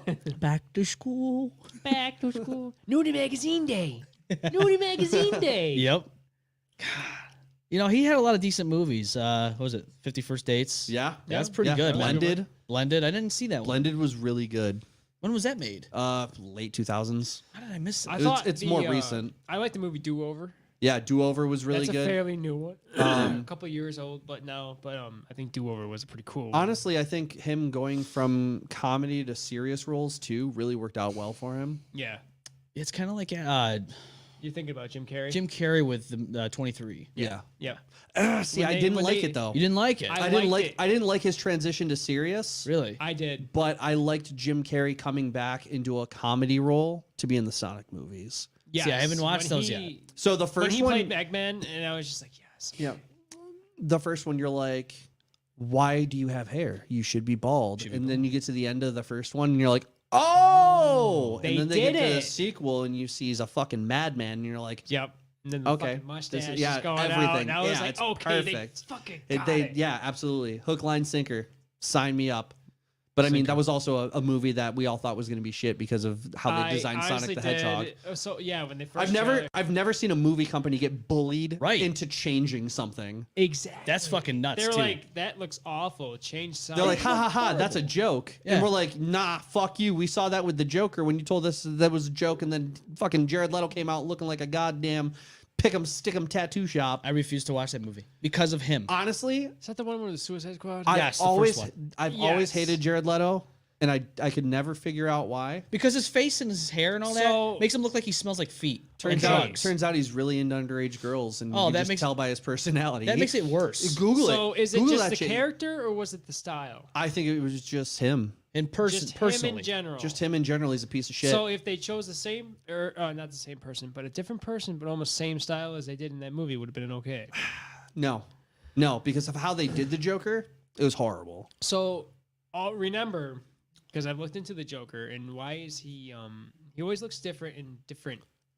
They tried too So the hard to Joker make him a can't- gangster. So the Joker can't die, Yeah, They- because it's more Joker is a virus. yeah, yep. And Very more- much similar more to like the a- Batman games, Yes. where Batman locked himself up because he's like, I'm the fourth one. Oh, shit. And but it's so cool when you look into the Joker backstory. It's more like a virus that overtakes other Yep. people and he can take the form of almost anything. Yeah. But he's still this like psychotic, crazy, unhinged psychopath. Yeah, and so And he's the so hard to like ground and understand where his mind is, but he can be almost anything. So when they changed him like that in the Suicide Squad movie, I kind of accepted it. I was like, because when I knew that information, I was like, all right, he can change, different timelines. He still exists. You know, he's going to be a little different, but still the same. So I accepted it. You know, I took it in, but I still didn't like appreciate it. The thing with superhero movies is you have to kind of explain like I'm 5. You know, you gotta, and I'm not saying that to me, I'm saying that in general to your audience. It's kind of like pro wrestling. You gotta do shit that makes sense to even the dumbest people in the crowd. Right. So Dumb it down a little bit. when you're giving, oh, I see Tommy. Tommy's in there. Ask Eric to do his Christopher Tommy. Walken impersonation. Do it. You're coming at me all wrong. It's the wrong tone. I'm gonna stab you in the face with soda. You're not understanding that. You speak over me again, and I'm gonna stab you in the eye with a soldering gun. This is what I do. You gotta understand. I'm in the movie Click too. Yeah, I mean, yeah. I show up, and I got the remote, and I'm like, Mr. Sandler, Mr. Sandler. you gotta understand. This remote's gonna change your life, It's a life-changing remote. and you know when you hit the buttons on the remote, it just changes your life. They should make a sequel. They should make a sequel. They should. I think they should. For your health. Dr. Steve Brule. I'm Dr. Steve Bruce for your health. My name's Beef a Good Throw. Fucking him and what was it? It was oh god, Joe Dirt. Oh, yeah. Yes, Joe Dirt. Clem, you crazy bastard, you dead? Almost sounds like this. Oh, yeah. Austin loves it. Dashman hates that Austin one. loves that fucking sound. You crazy bastard. I'm in the witness protection program. New sounds for Austin when he gets back, but Oh yeah. oh I'm yeah, gonna give him a boner during the show. yeah. But yeah, they're fuck, what were we talking about before Christopher Walken? We were I got Sometimes that happens on the show. He Yeah, just it says happens I a lot. got a little sidetracked. sidetracked you. It's okay. It's okay to get What the fuck was I talking about? Because then we just start talking about something new. We get all off topic. Ready? Here's Everything another is impression. Everything is all fucked. D shoes. Robert De Niro. D shoes. These shoes, You got babe go on D shoes. fucking You Robert gotta, De Niro. you gotta do the face though. D shoes. These shoes. That's a nice jacket. It's a nice jacket. That's a nice jacket. It's a nice jacket. You know, this is nice. John Wick. Yeah, John Wick is good, but the APB is out. Oh shit! They're coming for me. That's what she said. All post bulletins. This is where we dive into social media, and it usually is Reddit. Oh, I love Reddit. Fucking Reddit. Reddit can take you places. It can. I spent. Okay, this is gonna expose my workability. So I worked as a manager at this job in a call center while I was still wrestling, and this job was very high pace intensity from like January until April. If you can't tell what it was taxes. Taxes. And I managed a call center doing technical support, and it was fucking awesome. But from, Really? Oh yeah, my god! If I think about it, I would just kill myself. it paid so well. Does It it paid really? so fucking well. Like you're just dealing with people and downloads and shit like that. It was really easy. But so from Take his word for it, folks. May to January was our off season, so we get like a call a week for like 15 people because we would just downsize from like 900 people to 15 and just have a skeleton crew. Yeah. So what did we do during that time? We were on Reddit. The old And Reddit. so I spent so much time going through Today I Learned on Reddit. Oh, dude. Phenomenal. I learned so much random trivial bullshit. Right. Really? Like oh my god, Let's go there's on there. so much good shit on there. In the words of it, that's good shit. That's good shit, Vince That's McMahon. good shit. That's some good shit. You know, that's it was really good shit though on there. Like you learn a lot of really random facts about like random people dying Oh, and yeah. like Right. like world like it's just everything on there. You're like because it's just people finding out facts and being like It's today like I learned. unhinged knowledge. Yeah. Yeah. Today I learned this, and you're like, oh, that's a Right. fun fact. That's a and good then you fact. can like get Right. like Those if you little really life hacks. you really want to get into the rabbit hole. Andrew WK now is not the real Andrew WK. No. There's a literal conspiracy theory. Uh-oh. Tommy will love We this. may have to bring back the Strange Saloon for that one. I think so. That's honestly one of those things where you'll like read into it, and there's like an entire page about how like Andrew WK now is just a character that was made by the music industry to promote partying for the generation. Holy shit. Right, that makes sense. Though. Andrew Yeah. WK. Yeah, Andrew WK. They said the same thing about Avril Lavigne too, that she's not the real original. Yeah, Avril but this Lavigne. shit has like backup stuff where like there's producers There's proof. on their like on Andrew WK albums after the first Andrew WK was gone, Yeah. and nobody knows who this guy is. Jesus, dude. But anyways, you were saying we're on Reddit. Sorry, Yes. I got. That's all good. That's how it happens on the Squirrel. show. So we have this one here. Condom broke as I was coming. Probably some drops in, but most outside as I was able to pull out. Safe or not? Dude, you're not safe, man. What do you think, man? No. No? You don't think so? You can come on the outside and you can still get pregnant. So, if pulling out was a Madden rating, mine would be 0. Yeah. Yeah. Pull out game not strong. So just have that conversation at the top of a really tall staircase, and you're gonna be fine. Yeah. Well, it worked all these years for me, so here I am now. I mean, honestly, like let's be honest here. You know, my boy. you just boy. gotta, Now you can say that. you just Yeah. gotta a little bit, just a little bit there, a little can. bit in there. It's fine. Yeah, just a little bit. It's not gonna hurt, right? A little bit's fine. Just the tip. Just the tip. See how it feels. Just the tip. That's up, bro. Yeah. That's all good. I mean, we released a vlog on our website. We got a vlog now. If you want to go on the embalmeffect.com, click on TNE vlog. Yes, our second vlog, we announced that we were having a son. So we're having a boy. Oh, it's my gonna be baby fun. boy. And now I literally can say, my boy. I'm just saying, Eric is a great fucking name. Yeah, Eric is a great fucking name. it's a good name, huh? I'm a good guy. Good I'm guy. a good guy. I'm a piece of shit, actually. Oh, but- no, you're not. Dude, I love this fucking guy. This guy, can you believe it? I've known this guy for all these years. We never met once until today. Really? Yeah, Gang, gang, it's fucking crazy, right? gang, gang. Just cyber chatted all the time? Yeah, a lot Pretty of much. cyber sex. We kind Now of you're on here Now I'm here. getting our full experience getting of the show. dirty and sexy. It's- Yeah, and you get to It's a see how pleasure to have fucking you weird of a on. person I am. Thank you for joining us. Yeah, thank you for having me. I mean, we're already an hour and a half in, and I didn't realize it. But What? fuck, Dude, time fucking having fun, flies. baby. Like, we're That's just why. fucking talking. Let's just keep going. we're gonna keep So going. that's basically how this show got started. Because like when we all hung out as friends, we would just start talking stupid shit. Yeah. And every time we got on this like spiritual, like Yeah. funny, mind blowing conversation, we always told ourselves, "Man, we should record this shit." Yeah. People would fucking laugh to hear that. If I recorded 90% of my conversations on the road, I'd be in jail. This wouldn't even be happening right now. I would be having, there'd be so many road rage incidents and fucking me being like, fucking go! Just fucking go! This is the fast lane. You're doing 10 miles an hour under. Let's do it 2 miles, 10 miles over. Yeah, 10 miles under the speed limit. When it comes to That's driving, wrong. man, people are stupid out there. Yeah. But then there's also times where I get pulled over doing fucking 100 and they're like, why are you driving so fast? And I was like, Well, the I've been, car can let me. I've been driving. I bought the whole speedometer. I'm going to use the whole speedometer. Yes, Right. I love that fucking Exactly. I saw that in a meme. I fucking loved it. Well, it's true though. You I bought paid this for car. I paid for those numbers. I'm gonna use those numbers. God damn right. I don't know if it goes 160 unless I try to go 160. God Bump the damn fucking it. numbers. Yeah. Keep bumping the numbers. How fast you're going? Why? Did I break a record? Right.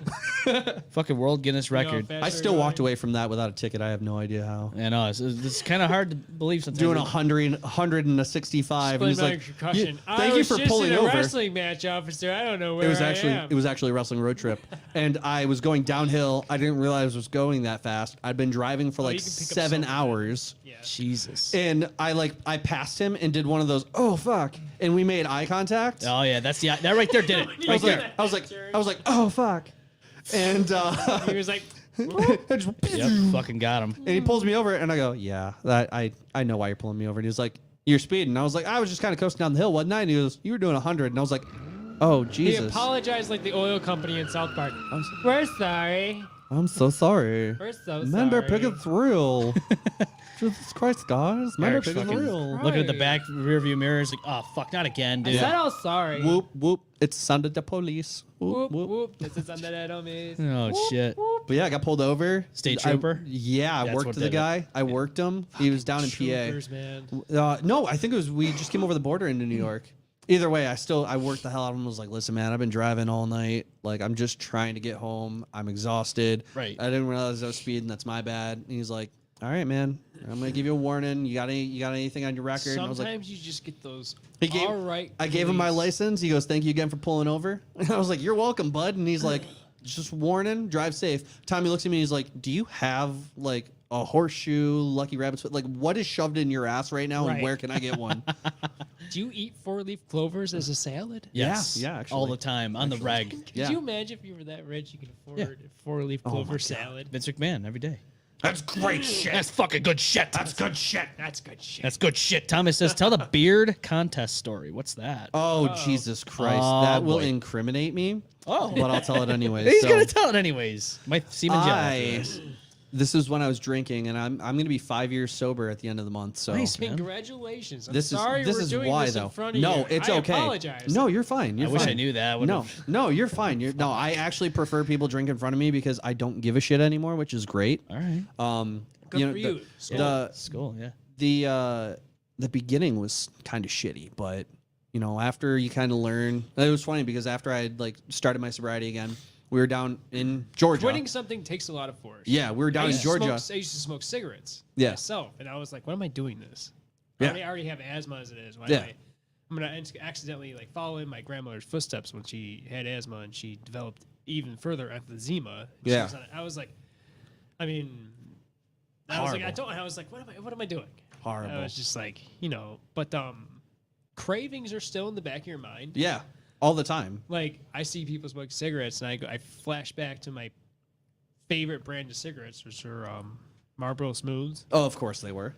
Everybody, And I'm just everybody like, our every age loved time those. I see a cigarette, I instantly think about that cigarette and the smoothness it gives me.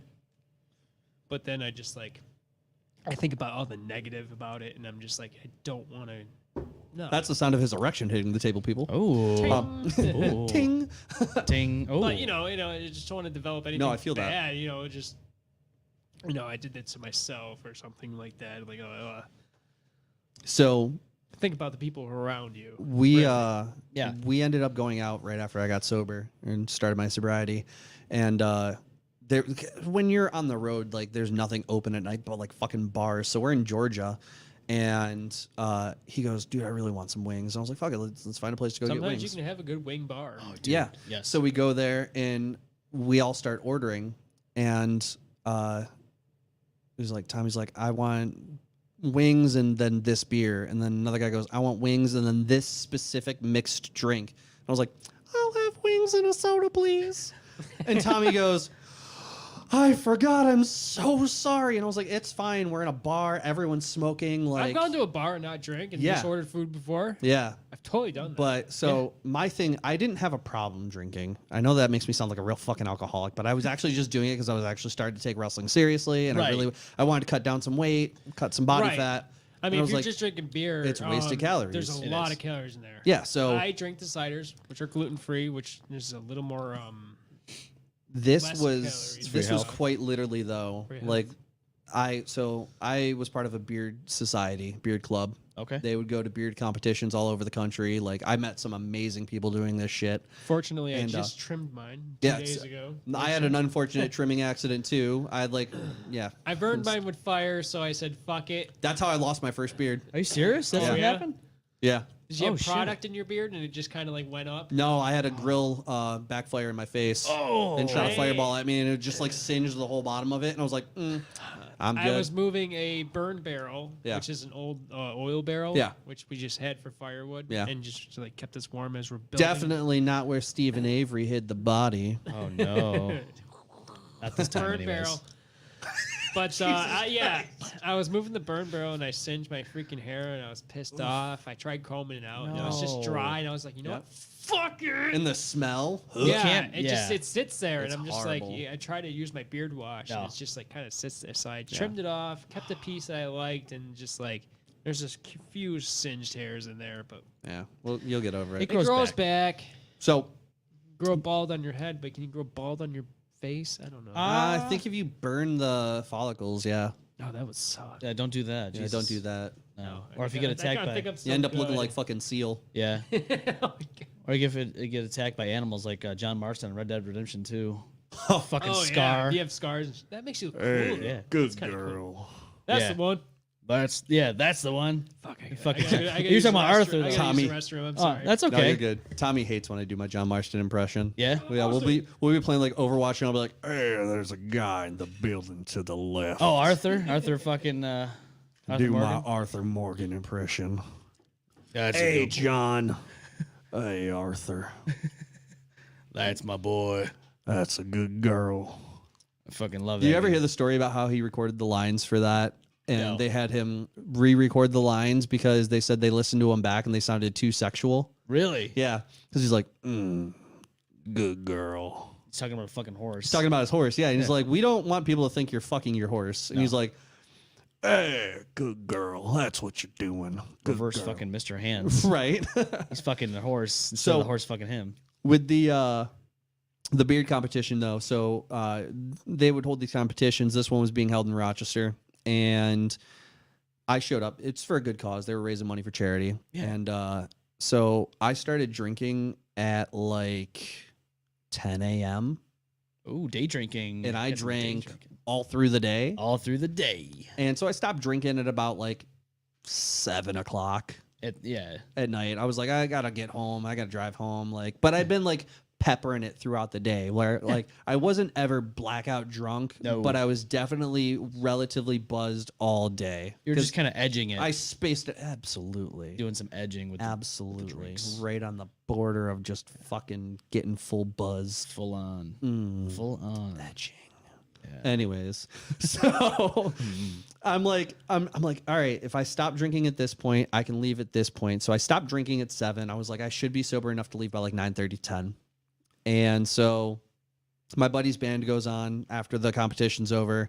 I watch him play. We're all hanging out, shooting the shit. And then I go, you know what? I'm going to get out of here. Now, my tag team partner and the other kid who rode with me, they are gone. Like, they are sauced. And I was like, that's why I got to be the sober guy, right? Or the sober guy. And Sober. so I was the most sober out of all of us. And so I get ready to leave. I go over to my buddy Henry and I go to say bye to him because he's from Milwaukee, Wisconsin.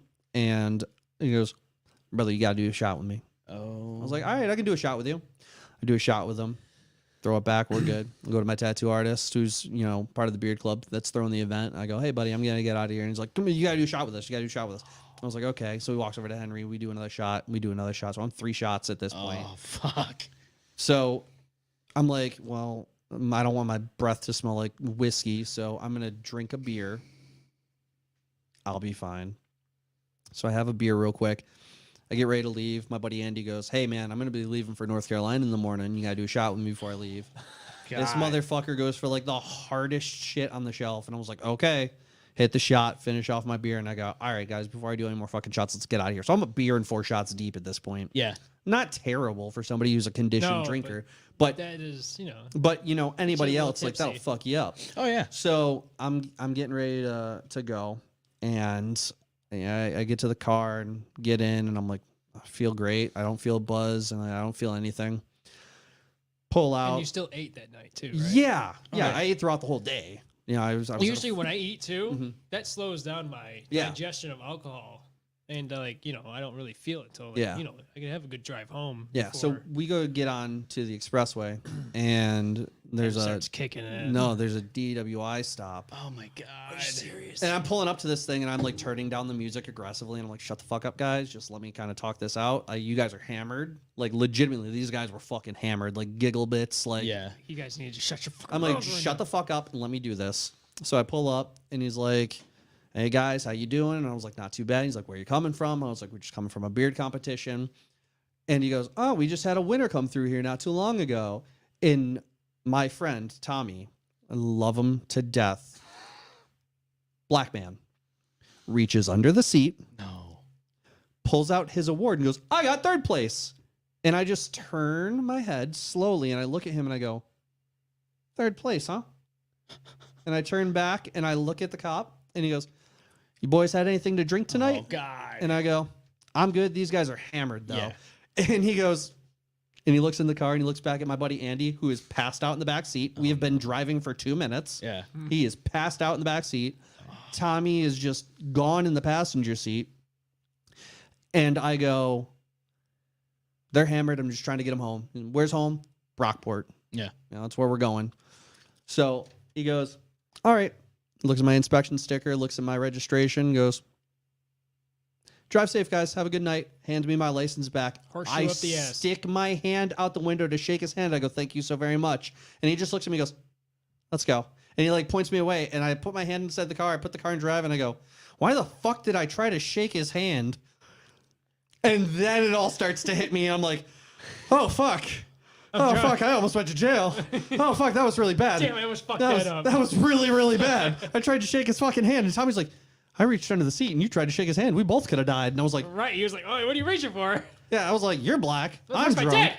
I was like, we're fucked. Like, why are we doing this? And he's like, oh, I shouldn't have reached under the seat. And I was like, yeah, you fucking shouldn't have. And then Andy wakes up and goes, where are we? Oh my god. Oh, we just had a DWI checkpoint, buddy. You Scary. failed. You Yeah, failed. you fucking failed. You failed, Bobby. Way to go. But yeah, that was when I realized I was like, I think I might have a reason to stop drinking. Yeah, that was a heart pumping moment for him right there. Yeah. He's like, "Fuck this, I'm done." Yeah, You I can't ended. do that. Yeah, no, I ended up. I finished out the year drinking, and then I stopped drinking February of that next year. Okay. So Tommy says, "I was drunk and dumb." yep, Yeah. drunk and We've very all- dumb, but it made for a great fucking story. Well, it's, Yeah. yeah, you're telling it right now. It made I've for a had some great fucking times where story. I've driven home where I probably shouldn't have. I mean, but that's the thing is like I wasn't drunk, Right. but like at the time I But was like I during just that took time, 4 you shots took- in a beer, So Yeah. before that, all the 4 shots in a beer, how long did you take a break? like for? 3 hours. I stopped drinking at like 7. I left at like 10:15. No, not that. So were you on the course of sobriety, and then these guys were asking you to take a shot? Yeah, yeah. So So I how stopped long were you drinking at sober 7. before, and then they asked you to take the shot. Stopped drinking at 7. Took a shot at 10. So you announced your sobriety. Oh no. Okay, so no. At That's, this that's point, what I'm asking. Yes. no. I wasn't sober until like February of the next year. Next year. Okay, so okay. we're So good. this is just a night. We're good. Okay. No, thought I do. this- I thought do this have. was- I do have a great story about how I broke my first sobriety, though. Oh boy, there's always a It good. all story. happens. Yeah, I told myself that was the last one, but I kept I going back. my first sobriety I broke because a buddy of mine, his buddy had passed away, Oh, and he's like, "I'm really bummed out. Will you do a shot with me?" And I was like, "Fine." Bummer fuck it." situations are usually how it kind of And, turns out. You're like, you know what? Fuck it. I can't say where I was drinking or where he works, yeah. but he is an officer of the law. Oh boy. Oh boy. And so we're drinking, and he goes, "You should start a fight." Oh, And I was like, Jesus. "You're a cop, bro." Oh no. And he's like, "You He's should, like, no, it's cool. you should start a fight." And I was like, "Dude, you're a cop." And he's like, "Yeah, and?" And I'm like, "I don't want to get arrested, my guy." And he's like, "Oh no, I stopped by the Village PD. We're good. They know me here." Oh, Jesus Christ. And I was like, "That's not okay." And he goes, No. "What's gonna happen? Somebody's gonna hit you. I gotta pull my gun out, stick it in their mouth, have them tell me who daddy is." And I was like, "How drunk are you right now?" Oh no. He doesn't remember No. that situation. Jesus. But I thought it was fucking hysterical because I'm like, "You are an officer of the law, sir. Right. Ah, You're a bad influence. You're a supposed to- bad influence. you're supposed to protect me. You were supposed to be my friend." Yeah. Supposed to Friend, serve and protect. protection, serve and Throw me in the protect. fucking fight Oh, club. He was gonna serve and fucking protect me. That's for goddamn sure. I know. yeah. That's why Thomas says we almost fought a guy because of drinking. Yeah. Oh yeah, Yeah. I've been in one bar. Oh my fight. god! So the night before the beard competition, right? So we're out celebrating my ex-wife's birthday, and oh my god, that whole weekend was fucked.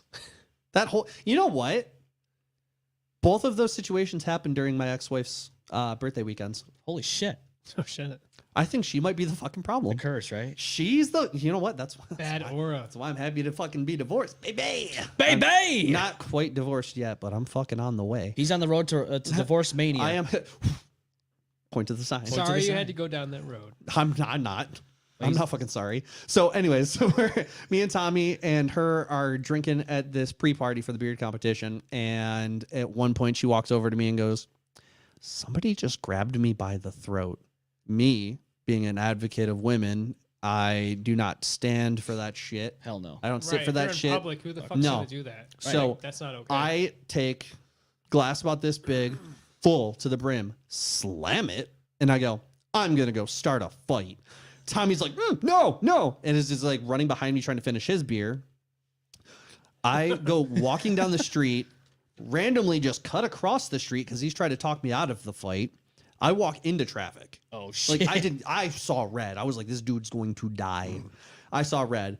I walk past a parking lot where a car's pulling out. I stop in front of him and I turn and look at him and I'm like, "Fuck you!" And I just keep going. And Tommy's running behind me. He's like, "I'm so sorry." I turn the corner and I yell at the kid's name, and they all stop, and I get in his face. And as I get in his face, I look to my left, and there's just 2 cops in a car staring at me, and I go, I just wanted to say goodbye. I'll see you guys later. I hug them, and then I turn around. I turn around and I start like speed walking back. When I get to the corner, there's my best friend and like 7 other dudes ready to fight. I'm like, go, there's cops, go. They're like, what the fuck happened? I'm like, we gotta go now. I saw red, and then saw red and blue. Yep. And so then I turn around and he's like, what happened? And I was like, there's fucking cops over there. And he goes, oh, maybe you should have fucking listened to me and not chased these guys down for a fight. And I was like, yeah, you right. Yeah. You right. And then my ex-wife I would have done puked. the same thing. Then my ex-wife puked in my door. Not on my door. She puked in my In the passenger door. door. Like in She's the like, cup pull holder. over. I'm going to... No, in the door. In the door. In the handles and the Everything. electronics. Oh yeah, the buttons. And then I went and got a garbage plate afterwards. Oh yeah, you gotta get the Gotta garbage. get your Because, you garbage know, plate. now You what's- drink, you gotta After get I your cleaned up garbage something that looked like vomit. Yeah, You you gotta eat something like vomit. I had vomit. to Yeah. eat something that looked like vomit. plate. Just tastes a lot better. So. So here's the real questions. We want the answers. What do you get in your garbage plate? Oh, absolutely. So depends on where it is. Yeah. Usually I am a mac salad, French fry, cheeseburger, mustard, meat sauce, no onion. Oh, okay. I do white hots. You do white hots. I That's love my but White Hots that's a local garbage plate. speciality Those though. Weigels, man. That's like White that's Hots, like putting Waggles, a specialty Mac on the salad, specialty. Home fries. It depends on where with the home fries that though. Fucking Yes. meat sauce slathered on it. Slathered. Slathered. You know, my recent go-to when I'm feeling a little down Yeah. and my local spot's not open, or they're open and I just don't feel like going there, and I'll just DoorDash something. Yeah.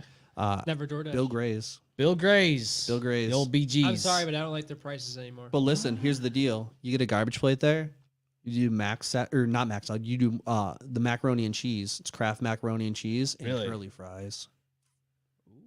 I never tried that. Yeah, Wait, garbage plate. yeah, No fucking shit. yeah, You can stuff it with the Kraft mac and cheese. yeah, I never did that before. yeah. Dude, I might have to try that. That's It's like all those restaurant places have like those hidden menu hacks. I literally one of my first things is when I started eating garbage plates when I was a kid.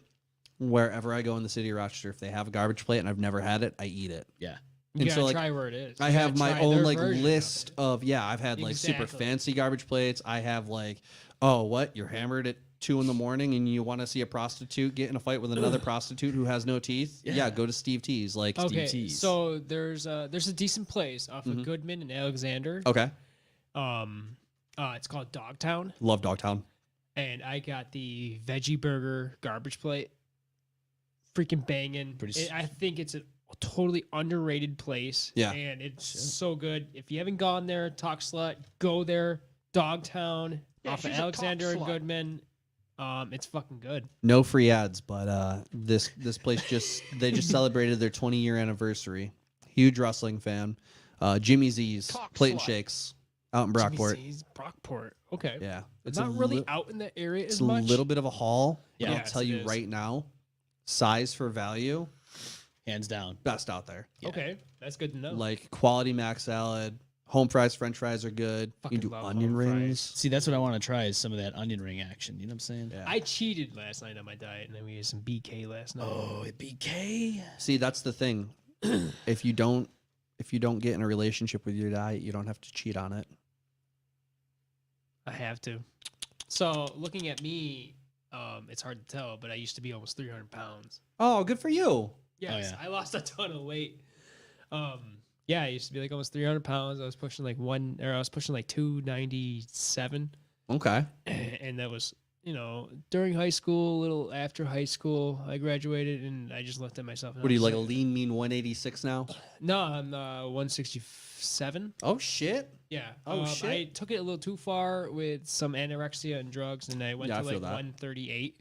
Oh, Jesus. Yeah, and I went too far down. Yeah. And then my doctor was like, "You're underweight for your Yeah. height and Your body, frame, yeah. your frame and stuff." And he was like, "You need to eat carbs and put on mass." And so I comfortably level at a 165, Hell yeah. 170 right now. Yeah. So yeah, it's a big accomplishment.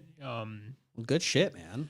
And it takes a lot emotional Absolutely. feeling to like look at yourself and be like, I need to make this change. And I've done a lot of it in my life. You know, like I lost the weight. I've worked out before.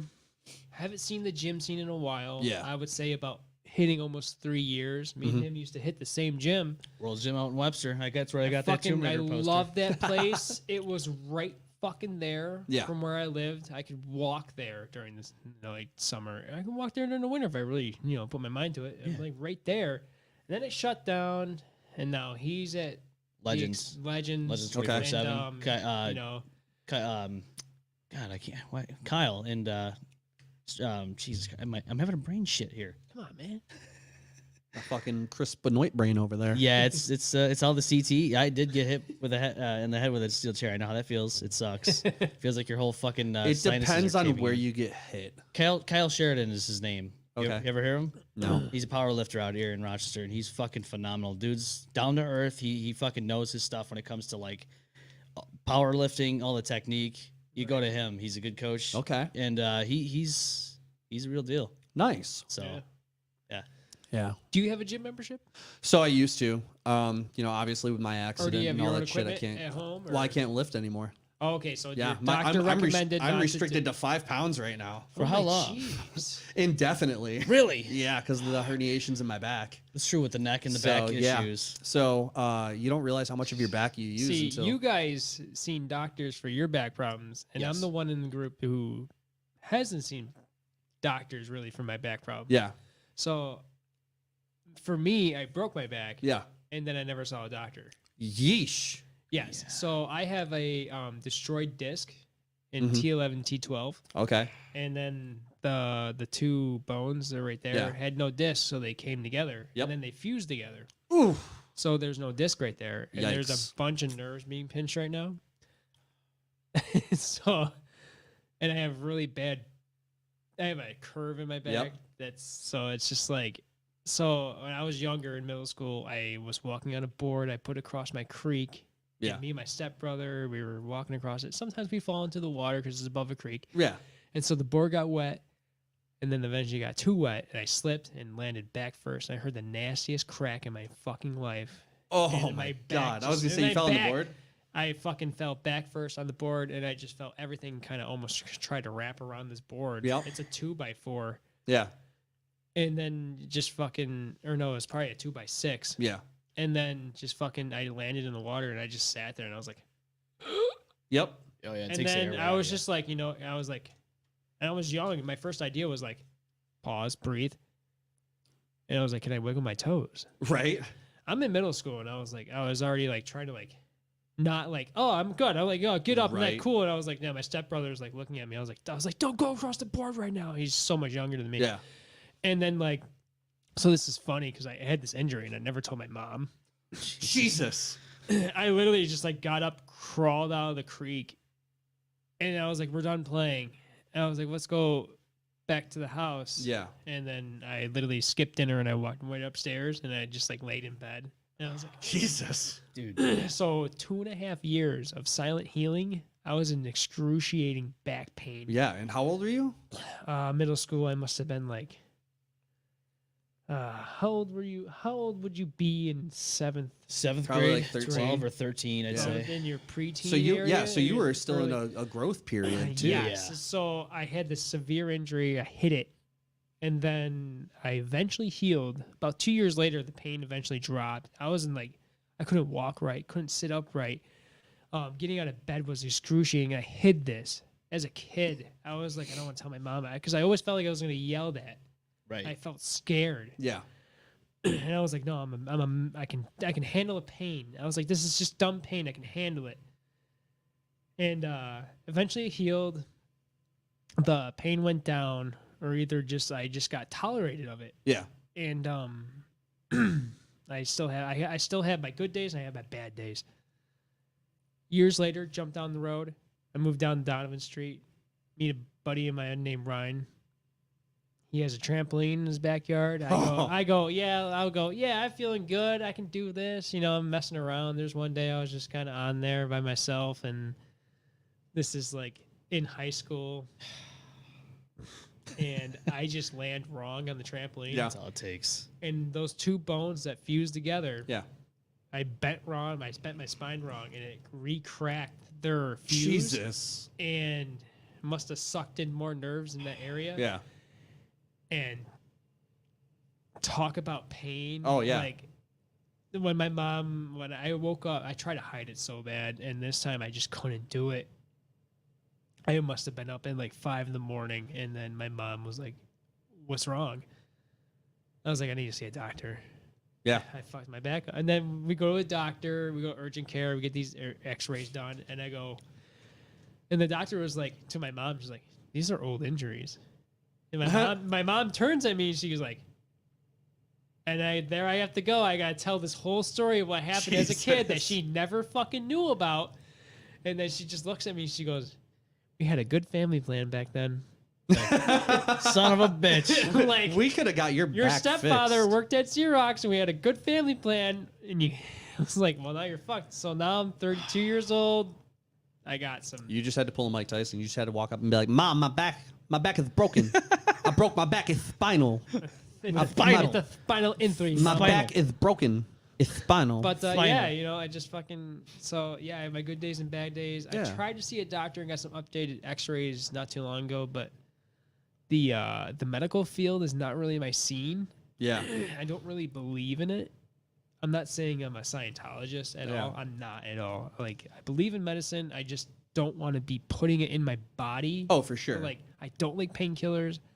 I hate Advil. I don't like ibuprofen. I don't like taking it at all. So I suck up my back pain all the time. Giving me strong heroin Bob from SLC punk vibes. Right. And I'm just like, I don't need the government's candy pills or some shit. I'm stronger than this. So I just deal with it. Like, my doctor, I got updated x-rays and he wanted me to do physical therapy. Yeah. And then just like my schedule just doesn't line up. So I can't do it. PT is phenomenal. Like, money is more important than my physical health Yeah. and my mind. Like, I gotta keep paying bills. So on the flip side of that, as somebody with a back injury who's gone through physical therapy, chiropractor work all the last year. So how is it? You have a back injury. So what is physical therapy like? Do you do land work, or are you doing water? So it's all land for right now. Okay. Have you ever done water? No, but I heard it's phenomenal. I heard it's my girlfriend amazing. upstairs right now. She does aqua therapy, and I heard it's amazing. She goes, when your legs are dangling in the water, It decompresses you. Decompresses the spine, and she goes, it feels amazing. So Yeah. I'm surprised they haven't asked your doctor. So and this is he why. will prescribe that. This is why, though. Oh, so you can do aqua. I can't. And And so because of so how bad my back is right now, I saw a surgeon. I saw a neurological surgeon. I they saw a wanted regular me to surgeon. put me under the knife. They will and not. I said no. They will not put me under surgery. They will not give me surgery. Why is that? Because where the injury is in my back, I would have to get surgery on my upper and lower back within the next 5 years. I'd end up with a fully fused spine. Oh, Yeah. that's Fully okay. fused. That's a different. So Because they for said me, what'll happen I is if- have just one part of my spine. Well, there's fused. 5 discs that are herniated right Oh, yeah, now. that's They literally right. go You got bing, bing, 4. bing, bing, bing, just like that. Yeah. Me, I and- have a completely. They said Disintegrate. if they fix that and they do whatever they have to do, fusion, whatever, however they realign it. Right. If they do that, it weakens the upper and lower back. No matter what, it'll just weaken it, and those will deteriorate over time. Jesus. And so then, they said to me, they're like, "Well, I want you to do physical therapy. I want you to do Build the chiropractic work." muscle up, So learn the when I got in techniques. my accident, my back, the muscles locked up to Right, the point 'cause where it looked everybody like always tenses up. it looked like Where because you're I didn't know actually- what happened. So Right, it when happens I so got fast. hit, exactly. like, It's oh, it's not like a wrestling bump where you can anticipate the bump and spread the Yes. impact. And so it looked like somebody inflated a beach ball. Like my shoulders were forward. I couldn't sit up straight. I couldn't turn my neck, nothing. So I spent the first probably 2 months of my chiropractic and PT care just working muscles. Yeah. It was awful. It So was sorry so to ask. unfun. You don't have to No, answer. go ahead. Did you get a settlement out of that accident? I cannot legally say as there currently has an attorney. Okay. Okay. On my That's case. why I quoted it like that. Okay. Yes. So okay. But I do have it. I do have an injury attorney that is working on it, and they're phenomenal. Yeah. So, but so yeah, with pain and suffering money. yeah, I'm just with like, the come on. accident, it was rough because so I go to PT and they're like, you can't turn your head. Like I still can't turn my head left and right fully because of where the injury is in my neck. But you know, over time, doing the workouts, doing the, I started getting into weight training a little bit, which was nice. You know, it's terrible. You go from lifting human beings to sweating over 10 pounds. Yeah. Like I'm leaving with like soaked t-shirts from physical therapy, and it's no joke. You know, doing the arm bike where it's essentially, you know, a bike, but for your arms, you know, you're just moving in a circle for 5 minutes and then moving backwards for 5 minutes and working the shoulders and all that.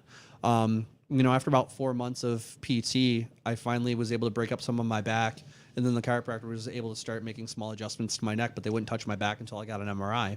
Okay, so that was my other question. Did you get into chiropractic? So I'm glad you asked that. How long have you done chiropractic so far? Since February of last year. Okay. So for me, I've I always did before wanted that, it. yes. I never looked into it. It's because phenomenal. You should. I They, do it. they have to work around the injury that's already Yep, there. and they will. They're very, I'm sure very they well will. educated. To me, it terrifies me. Like, So there's nothing more terrifying than putting your head into somebody's hands and Exactly. relaxing when they say relax. Yes. And then having them twist your head and realign everything. But God, is that relief so I've heard so many fucking stories. good. This guy tells me stories too, and I'm just like, I don't know. I don't know if I can do it. I go monthly, and not for nothing. I but was going twice a week. You going to okay, but you probably needed But that was though. it was to work out the muscles and, Right. and realign my neck and Yeah. build stability in my neck. And there's a lot of people out there that are like, oh, you go to the chiropractor? Don't let them touch your neck. I'm like, why the hell not? Well, you know, they might give you a stroke or something like that. No, listen. Dude, that it's like the same thing with root canals and how people say, well, it can poison your body. Well, guess what? Here I am, still alive. I've had my neck adjusted plenty of times, back adjusted plenty of times. And I wholeheartedly trust the place I go to. Yeah. They're great. Yeah. You know? Absolutely. And I mean, that was the same with my doctor. And once I got my MRIs, they were like, all right, well, we're going to recommend pinpoint injections for these certain spots to loosen these specific muscles. And God damn, did that work well. Yeah. So is that like an acupuncture? No, that is like injection of Cortisone and all that. It's like cortisone, Oh, and then cortisone you can get into injections. you can get into like a steroid injection for the Yep. muscles as That's well. what my girl's doing right now. Yeah, it's before she's gonna get fucking- her nerves burned off. Yeah. Oh. The cauterization of the nerves. She's gonna. that's- She's that going sucks. there. That's her next step right now. It sucks to get done, but once you get it done, It's you're better. fine. You're Yeah. fine. Yeah, her mom gets it, and now she's gonna try. She's a little nervous, but I was like, if you don't want to feel this pain, I think this might be the way to go. Yeah. And so for me, they did pinpoint injections down my entire spine. I had 4, 2 on the left, 2 on the right, and they found exactly the points where my pain was in my muscles, where the muscles were knotting. And that's the thing is, so when I got in the accident, my muscles tensed up to pull my spine back into position. Yeah. And with the muscles being so tense, we couldn't work on my back. And so we had to loosen the muscles to then work on the back, which made the muscles tense up to try to pull everything back. And so it's just kind of like cause and effect the whole time. You know, you're just watching the ripple of the waves. And so these pinpoint injections helped loosen everything up to a point where I felt normal for the first time in like 8 months. Yeah. And it was Yeah, fucking so great. For me, I'm just like, I don't know what a normal back feels like. I don't either. Yeah. Like right now, just even used to it by even now. sitting I'm here, just it like, feels all right. like there's just so much pressure in my back. Yeah, I know. And that's the one thing we want to work on. is- Constantly, I can feel the curve in my spine. Yeah. Like I would yes. honestly, So basically, my spine's like this all Yeah. the time, and like I kind like it. Yeah. To go this way is more resistant than this way. Yep. I'm more like because it curves that way. Yeah. I'm just like, oh, fuck. a chiropractor would take. He probably would. So and I'm good, just like such in good my care. mind, I'm so scared to go It's there. terrifying it the can first be. time, but It you know is. what? can't do So it. I don't the know. You'll be the all right. first chiropractor I went to when I was still wrestling, Yeah. was like, "You look like you got in a car wreck," and I was like, "I am a professional wrestler." He's like, okay, makes sense. Okay. So what they did is they'd put like heated stones on your back to loosen the muscles up. That sounds very nice. It's Never done so fucking good. They lay a towel down on your back. They put like 4 giant heated stones on your back. Oh, man. And it just literally just warms your whole back up. And then they come in with this thing that essentially looks like a belt sander, but it just vibrates. Okay. And they massage out the muscles. No, And then they adjust you. I've almost actually no. There was one chiropractor I went to. They had this machine that was like fingers, and it like got you can adjust Yeah. the intensity. It would like it felt like you were getting like dug into. If I'm telling you, if you can ever do the the one I went to after my accident, they use a giant heating pad. Yeah, I've been. It literally goes like from nice. the tip of your neck at like the base of the skull almost all the way down to your lower back. Yeah. And it sits on there for about 10 minutes. Yeah, that one's nice. It feels and good. it just heats Before you. they go at you. Yeah, it just loosens heats you your up. muscles. It loosens all your muscles. And then they hit you with the massager. Yep. And then once they're done love with it. that, they flip you over and they're like, "All right, adjust, pop, pop." And because everything's already so loose from the heat, Right. it just goes. When I was getting my neck worked on because it was so unstable because of the muscles, she would just turn my head to get me in position and it would crack. And she'd be like, "Oh, that one was free." I'm like, "No, it's not. None of this is free, I'm actually. still None. paying. Yeah. this is all Or being my paid for insurances somehow." or something. Yeah, it's still being paid somehow. Yeah, exactly. It's I was like, not free. "Haha, funny chiropractor joke." But you know, it was one of those things where Fuck you. You make more than me. yeah, right. So it was one of those situations though where I would leave there, Yeah. and I'd feel good for a day and a half, and then I'd go back on a Thursday and be like, "Yep, I'm back to not feeling great again." Yep. But after time and continuing to go, honestly, Right. it makes you feel a lot better, especially because those muscles have a moment to heal. Yes. And they help with stabilization because you don't Right. realize how much you need your back for and how much you use your neck I guess for. in my mind, I don't know really because I haven't seen a progressive scenario for me of where I would feel better back. Honestly, for positioning or- you, they probably would end up doing chiropractic care and injections because the injections will help with the pain. Because he told me they make sure they take X-rays and stuff. Yes. Yeah, they do. beforehand. They evaluate this situation and Yep. they know how to work around Yep. your problem areas. Yep. So I'm just like, I have these two bones that don't have a disc and they're fused together. Have you seen like all the technology that they have now to replace discs and shit? It's crazy. It's insane. They have full disc replacement like machine. Like they literally cut you open. They pull out a disc. They literally use a machine to drop a new disc in with like padding between everything. Yep. See, I They can't- say you can walk the next day with the way the technology is now. So I somehow can't believe that. I had back surgery back in 2016. I was 25 years old. Unlike you guys, Salute. I have no fucking reason, like no clue why I had a herniated disc. I went camping. up Carrying in- that big dick around. Yeah, probably. Yeah. You know, fucking daddy, And a daddy Jeep. long balls, and fucking I don't know. We went camping. We slept on the air mattress, and I just woke up the next morning and was like, this is fucking weird. I have this pain in my back, yet it's still like kind of going down my leg, and I'm like, okay, I'll be fine. So I was, for like a month. This is in July. It was like the week, 4th of July weekend, 2016. I fucking did all the wrong things. I ignored it. I just sucked up the pain. I went to the gym. I We're was guys. What do you want to do? right. I'm fucking lifting. I'm doing fucking crunches and shit. Inclined. Pussy. Yeah, and I'm just like doing all the That's how wrong it is. things. And needless to say, I was doing security at the time. I was doing patrols. So I'm sitting in the fucking vehicle. I'm walking the fucking buildings. I get out of the vehicle one night. It's like 1 a.m, and I stopped dead in my tracks. It just felt, I don't even know how to say this, but like it felt like my disc, my whole nerve just gave way, and I couldn't walk. Yep. And I was like, because like every once in a while you get that fucking strong feeling of like pain, and then it would just go away. Yep. But It's like a lightning bolt almost. yes, and it struck, and it didn't go away, and I was like, fuck.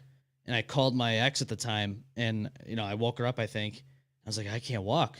She's like, what do you mean? I go, I can't fucking walk. Yeah. I just literally got out of the vehicle and I can't walk. And she's like, well, I don't know what to do. I'm like, I don't know. And I think my mom was sleeping. I was like, fuck. So it took me literally a half hour to get from the car to the building. Yeah. And I was like, okay. I had to switch out with the lobby guard, and I couldn't sit, couldn't do nothing. Yeah. The whole night I just stood and just watched the cameras. And so it was like from 1 o'clock to 8, I just stood there, and my mom tried to get me because I couldn't drive. And that was a son of a bitch to get in her car. Mm-hmm. I couldn't. I got in the fucking passenger seat. I sat down, and the pain was so excruciating. I jumped right out of that fucking seat. I said, I cannot ride like that. I have to lay down. Yeah. I literally, it took me like 15 minutes to lay down in her back seat. Yeah. And then emergency room. I get to the emergency room. They were the most useless people at that Yeah, fucking of emergency course. room. Yeah. I said, Where did you go? I'm just gonna say it, Rochester General Hospital. Yep. Don't go there. I'm sorry. It's always RGH. I RGH got- sucks. I got ass. treated I'm like, Sorry. well, it's like I tried telling him, I was like, okay, I've been looking up symptoms, it's signs of herniated disc. Like, well, you just fucking like everybody else. Google doesn't tell you. You got to do a I fucking hate diagnosis. those people. Then let's fucking diagnose it. Well, that's just it. I said, Then please, can I diagnose get? it. I go, please, can I get an MRI? We can't do that. We can give you an X-ray. I go, but this is a disc issue. They give me the X-ray. They're like, yeah, you're fine. Nothing's wrong with your bones. I go, obviously, I've been telling you this. It's a nerve problem. Yeah. And they're like, well, we can't do an MRI because of insurance purposes. Okay, well then what the fuck am I supposed to do? Like, so they send my ass home after fucking 3-4 hours. So eventually I talk to the surgeon and they give me an MRI. And lo and behold, they say it. The fucking nerve is so pressed up against, I need back surgery to get this fixed. Yeah. And they wanted me to wait 3 fucking weeks. And thank God my mom's awesome. She fucking was like, no. We got to do it now. So they pushed it out, I think, a week. Okay. And I get this back surgery. Now, mind you, I stayed at my parents' house for like a month because I couldn't walk, couldn't do shit. I needed help, and it made me feel so fucking like helpless and hopeless and useless. After that back surgery, it changed my world and my outlook. Like, I won't take that for granted ever again. Yeah. Mobility, never take that shit for granted. Were you put under? Oh, yeah. Yeah. Yeah, I was I put can't under. that's another fear of mine. I can't be put under. It's Why? scary, but So in my mind, I think I would be so out of it. I have a constant fear of waking up and never. My fear is waking up and not knowing if I'm dead or not. So So if I feel like I'm waking up from anesthesia, I'm going to just believe that I'm dead. So And here's- in the here's realm the that I'm best thing. in is not real. here's the best thing. You get put under. If you don't wake up, you're not waking up. yeah. So if you wake up, you're alive. Oh, yeah. I mean, I guess. But so here's the other But- thing too: is being under anesthesia. Like they'll be like, "Hey, count down, 100, 99, 90." You don't remember shit. But literally, Right, this is that's- how long it is. Ready? This is personal experience. I count down 99, 98. You're out. I opened my eyes and they're like, "You're all done." Yeah. That's literally how it felt. There was literally a block of time where It's gone. it's just gone. I just think in my mind, I would just. It felt like somebody smeared I would Vaseline over my fear eyeballs. myself. I could just see shapes of things. Yes. And then I fell back asleep because I was fucking exhausted. Oh, yeah.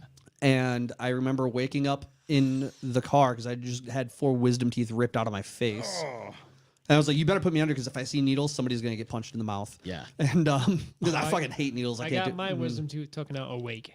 No, fuck that. Nope. Mm-mm. This one. Nope. They had to crack I all told 4 them. of mine. They asked me. Well, they told me if they wanted all of them done. I was like, no, only one. Right Yeah. now, the one with the hole in it. Mine and, didn't even uh, come in. Mine were literally turned sideways and impacted. No, mine came in. I never even knew until they had cavities. in Lucky. it. No, my jawline is significant enough to hold my wisdom teeth. I just didn't take care of them as good Just as I should have. doesn't want to brag about his beautiful jawline. Yeah. He's got the jawline of. Navajo Indian. So, Yeah. Well, you know, it's just the jawline action over there. but it's just like they offered to take out every tooth, but I took out just the one. I was awake for it, and just like the pain, like The the headache, sound, the pressure. Yeah. the pressure, and just like the tool, and then the metal is just like going. And I was just, Oh, I'm dude. surprised. It's like they that took the scene from tooth Wayne's out World. whole. Yeah. Dude, I had a tooth extracted because I fucking broke it on fucking yogurt. Surprisingly, I don't know. How did you break it on yogurt? Wait, what the Yeah, this is like again. That is a liquid. Well, I think it was something I did earlier. pasty liquid? Wait, what? Well, I didn't know. Let me just put it this way. Let me rephrase that. I Yes, noticed please. it after eating yogurt, Okay. but I was eating these fucking Triscuits or whatever, and like I was doing security yet again. This is where shit always fucking goes down. Goddamn security. Yeah, and I'm fucking. Supposed to be safe. Yeah, it's supposed to be safe. I'm supposed to be the one securing them, but I'm getting fucked. And you're getting fucked Yeah. up health wise. Welcome to pro wrestling. Yeah. it's energy sucking your health. I'm fucking feeling around my teeth, and I'm like, oh, there's something on my tooth, and I'm like, That's how I was. That's how I discovered that hole in my fucking back tooth. it my felt like wisdom. something was on my tooth. I'm like, and then it dawned on me. I'm like, oh fuck, no, there's like 3 quadrants missing, and so, needless to say, I had to get that extracted. Yeah. And I remember the fucking feeling of like, and hearing that shit because I was awake when they did it, and then I had a root canal done on another one, and I'd rather have the root canal over the fucking extraction. That extraction was the worst Yeah. fucking experience I've You had see, dental. for me, in my mind, I'd rather just have all my teeth removed. What? Get Really? veneers. I'd rather just have just fake teeth because I Really? think get them Roman Reigns crystal They're- whites. Yes, crystal They're- whites. Give me them they're- toilet teeth. Charlotte toilet Flair. Charmin fucking crystal white toilet teeth. Charmin. Colgate. Colgate. Fucking, to me, I just think teeth take too much time to maintain. Too much and money. I just think it's easier to just have them removed and get fucking fake ones. Please, doctor. Fuck it. Sorry, dentist. Please smash my teeth out so I can have Yeah. fakes. Give me a hammer and just just fucking. Like an old Tom and Jerry cartoon. Yes, get the When fucking nail. When just- all the teeth just fall out. But no, I just fucking now. It's just like every time, like when I had that hole in my tooth, it was just a wisdom tooth, and I just like the hole was huge. I still have the tooth. Yeah. Like, I was telling them, I'm not leaving this building without my tooth. No. And they were like, "Oh, we can't leave you with your tooth." And I was like, "Well, it's my tooth. My Like, tooth. I need Yeah. it for fucking witchcraft." Yeah, right? I was Well- gonna say, I don't want you to put a fucking hex on Like, me. Right. If I Like can- Elder Scrolls, you need it for fucking potions If and I can, shit. if I can powder down that tooth, like I can definitely use it for some spells and shit. Hell yeah. There you like go. I'm not a witch. If a male does it, I'm called a warlock. So it's there. I have it. I can make some tooth powder. Yeah. Oh, And, shit. those are when you use human remains for a spell. It's probably not the best spell. Oh, no. No. but No. it's there as an option. Oh, for um, sure. But yeah. Man's you out know. here dropping little hints. Yeah, yeah. Everybody's like, fuck. Oh you my know. god.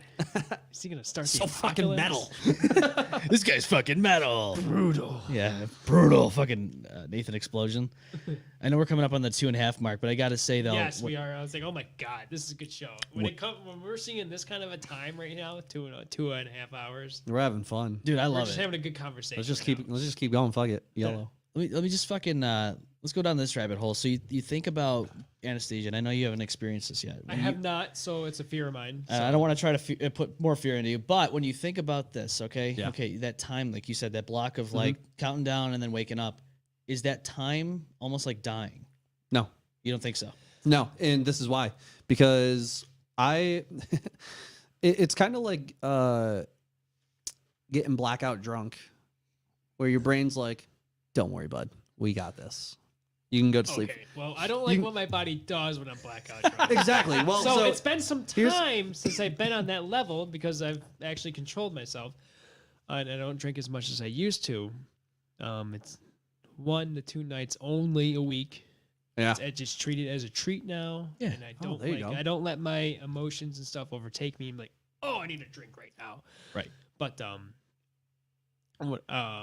when I woke up in the shower and the shower was dripping on and my phone was out and my shoes were still on and I'm just like, how did I get here? right. no. I was So, just like, how did I it's fall asleep in this situation? Okay, it's a much more secure way of being blackout. So, in this, Right. here's a funny story of what happened to You're me. a little less mobile. So I get knocked out to get my wisdom teeth taken out because I was like, it will get violent. Like I don't do needles, and everyone's like, you're covered in tattoos, so you're not. It's fucking different. It's so- Okay, yeah. it's Different. fucking different. I'm not. No, I'm injecting ink into my skin to look fucking cool. I want my scene points. God damn it. And so you think I got my hands tattooed for nothing? Right. So, they knock me out 99, 98. I'm sleeping. I wake up, looks like somebody smeared Vaseline over my eyes, and then I wake up literally like fucking 30 minutes later down the road, just like drooling blood on my t-shirt. All I heard was my sister go, "Oh, my Eric's drooling blood all over the place," and I was like, I went back to sleep, and then I woke up and my ex-girlfriend standing in the doorway. And when I say ex-girlfriend, I don't mean like ex-girlfriend in the past tense of like, oh, she was no, she was an ex at that time. At the time. And I was like, what the fuck are you doing here? And I was completely coherent after that. But I was like, what are you like? how did you? What are you doing here? So emergency contact? No.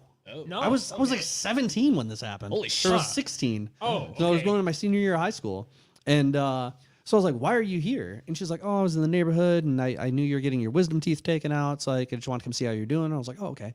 So rewind. No, she had just got her tongue pierced, and that was the best part. She's like carrying around a bottle of fucking Listerine with her. Yeah. Like in a Gatorade bottle. I was like, what are you doing? She's like, I got my tongue pierced. And I was like, cool, man. Great. Like, Great. congratulations. So rewind back to when we're leaving the hospital. I was awake. My body was on autopilot. Really? Yeah, so I'm in a wheelchair. Just got the gigs. Like Joyce. just got the gigs, okay? and I'm sitting in an elevator, and apparently there was a woman with a rather nice butt just standing in front of me in the elevator. Rather good and I'm derriere. staring, and I'm just like, oh, wow. So Oh yeah. she goes to get off the elevator a floor before we do because we were parked on the top floor. No, don't go. I leaned all the way out of the elevator and went, damn!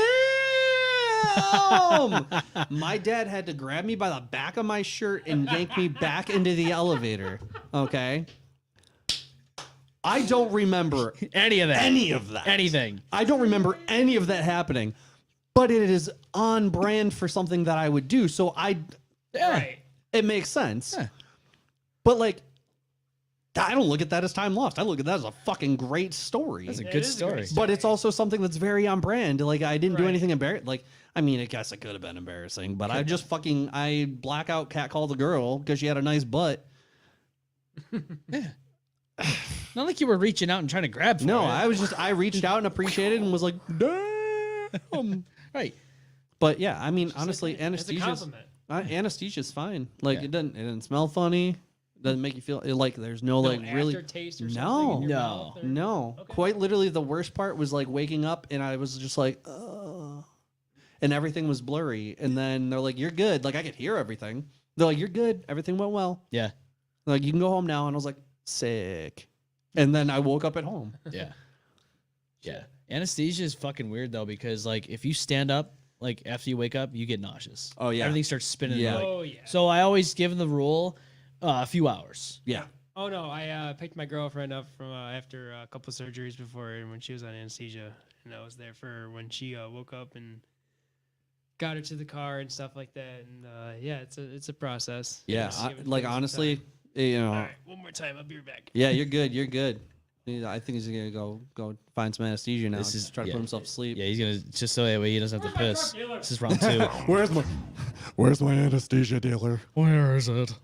Let me get my melatonin. The old melatonin. Little melatonin. Hey, give me a pack of smokes and some melatonin. I'm always watching you, Wazowski. Always watching. Oh, lily pad. Fucking circling it back around. Always. Every time always, on this show, we go always. right back to it. Right back. Right Squared fucking circle back to it. almost. Squared circle. If you could, going back to wrestling, if you could face anybody, past, present, or somewhat future, who would you, if you were able to wrestle again? Ooh, that's a good one. Who would you go with? It's tough because like past, I would say Piper, Roddy Piper. Yes. I idolized him. Presence. Yeah. I would have to say, I mean, obviously, like Bryan Danielson is going to be a go-to. Oh yeah. Penta, Ooh.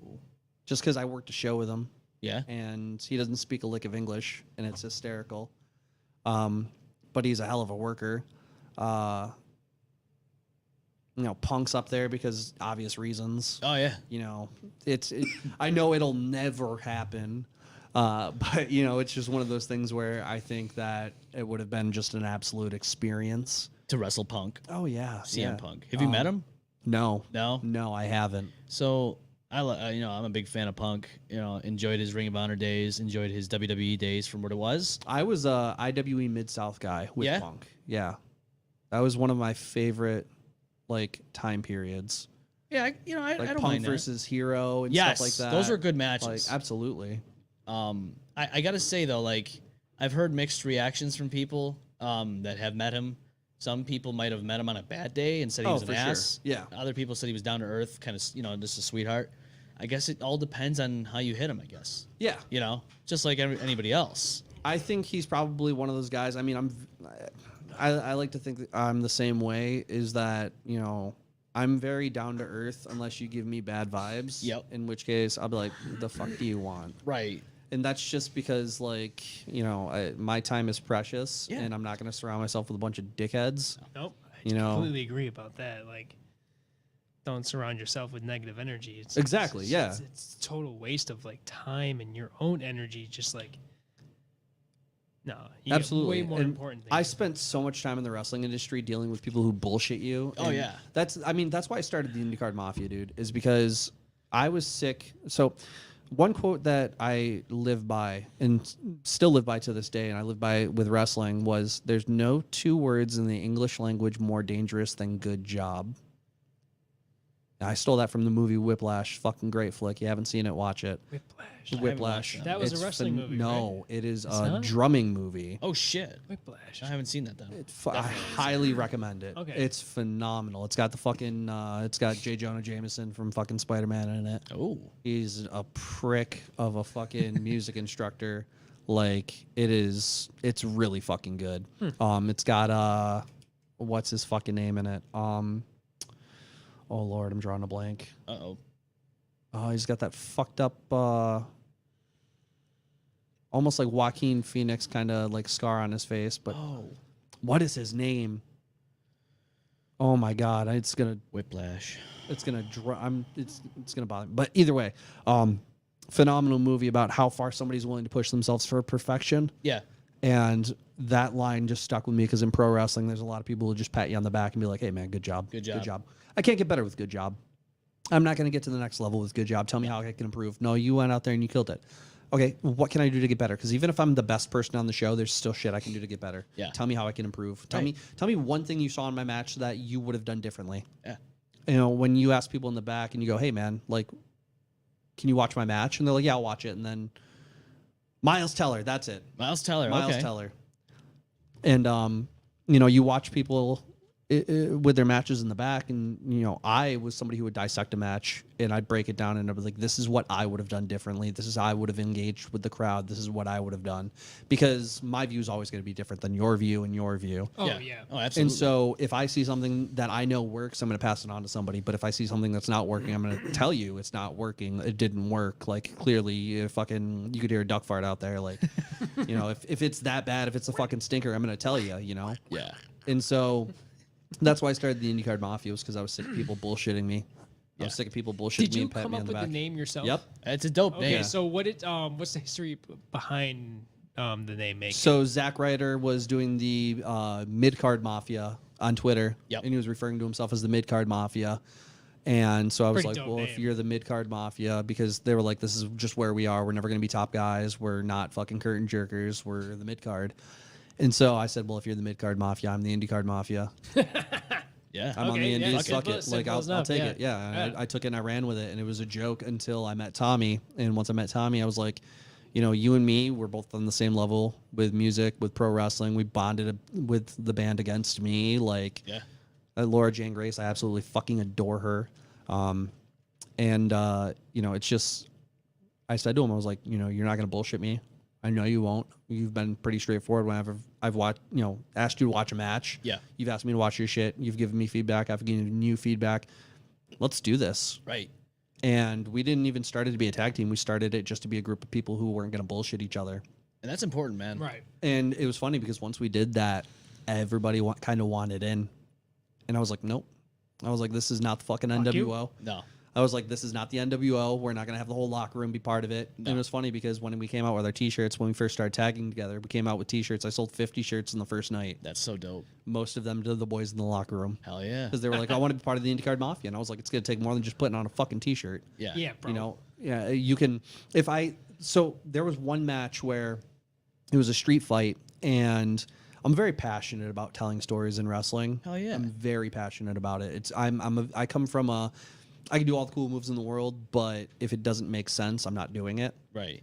And so we had a street fight with this tag team. We'd been feuding with them literally all summer long. And we had this big blow off match in Buffalo.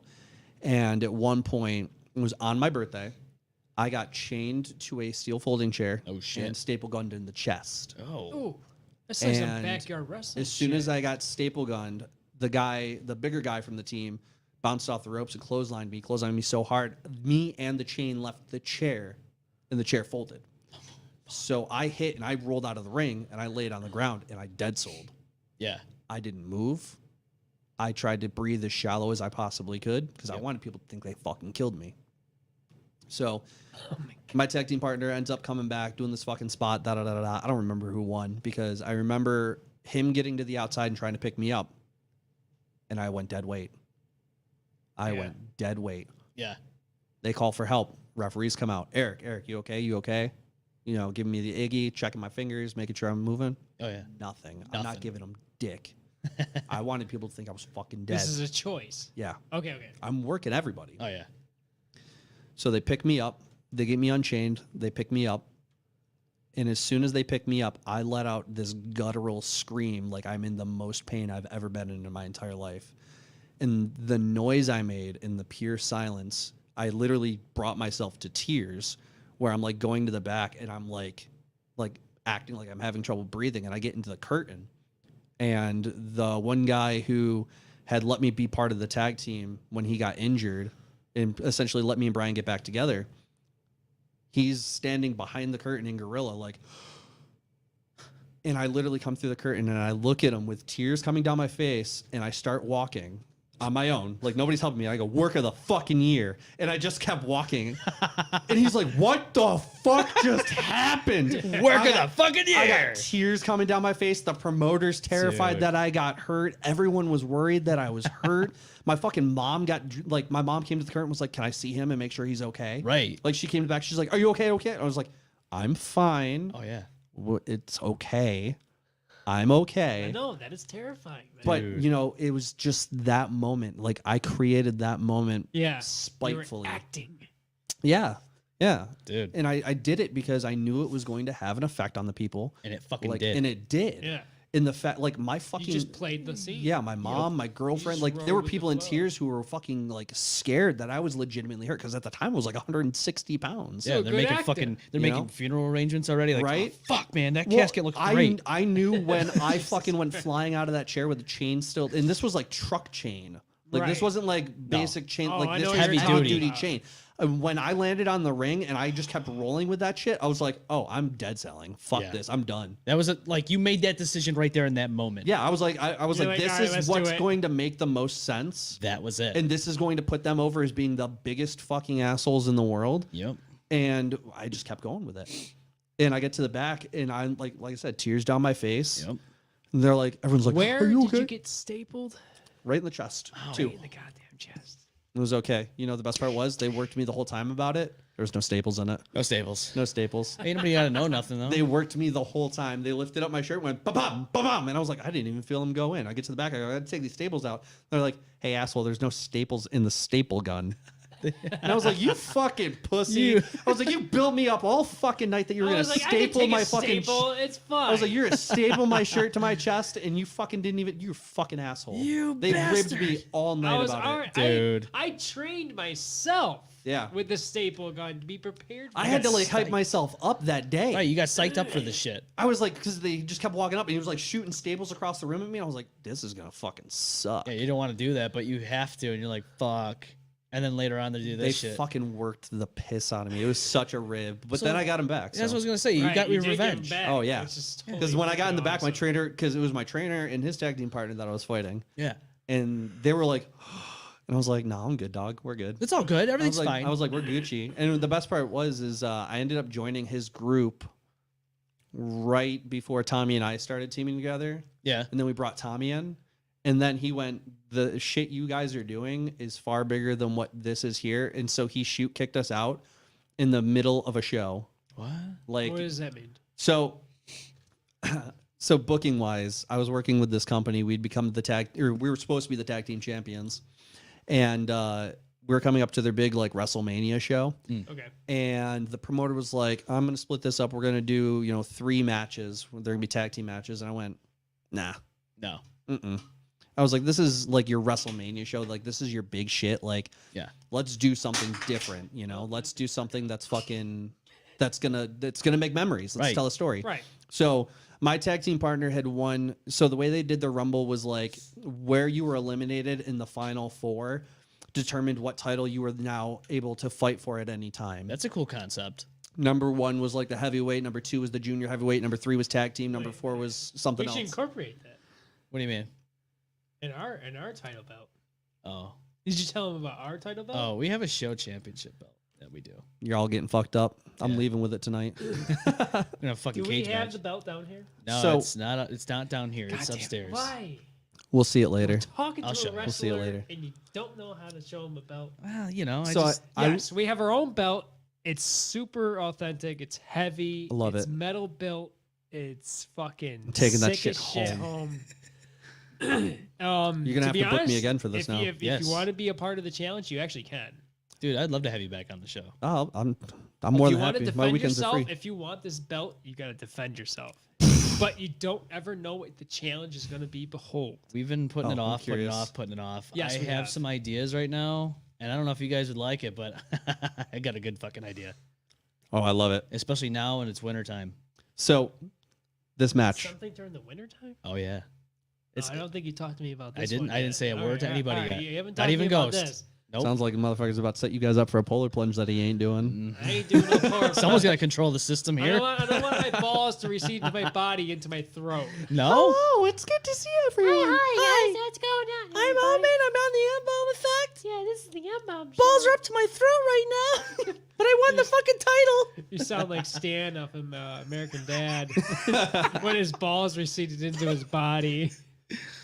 Dude, I don't have I time love for it. this. fucking yeah, we have a show championship, and Yes, we do. We wanna have do our more- own authentic belt. It's heavy. It's big. It's decent. It looks literally like off of something off of WWE. It's- I've held my fair share of tag team titles and singles championships, so I'll be the judge of that, sir. Yes, he will. I spent a Oh, pretty you'll decent. see this belt and then you want to go home with it.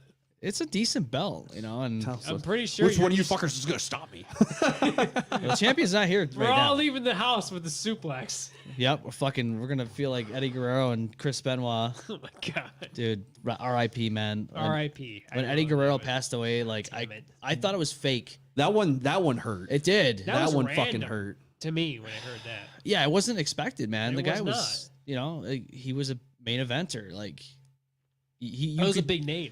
Oh To be yeah. honest, that was a big name. Like when you saw that, did you think it was fake at first? No. You didn't think so. Oh, you I saw it on just- you MySpace. I'm Straight like, believed it. Well, When yeah, I saw it- MySpace was the thing. It's just like you can't.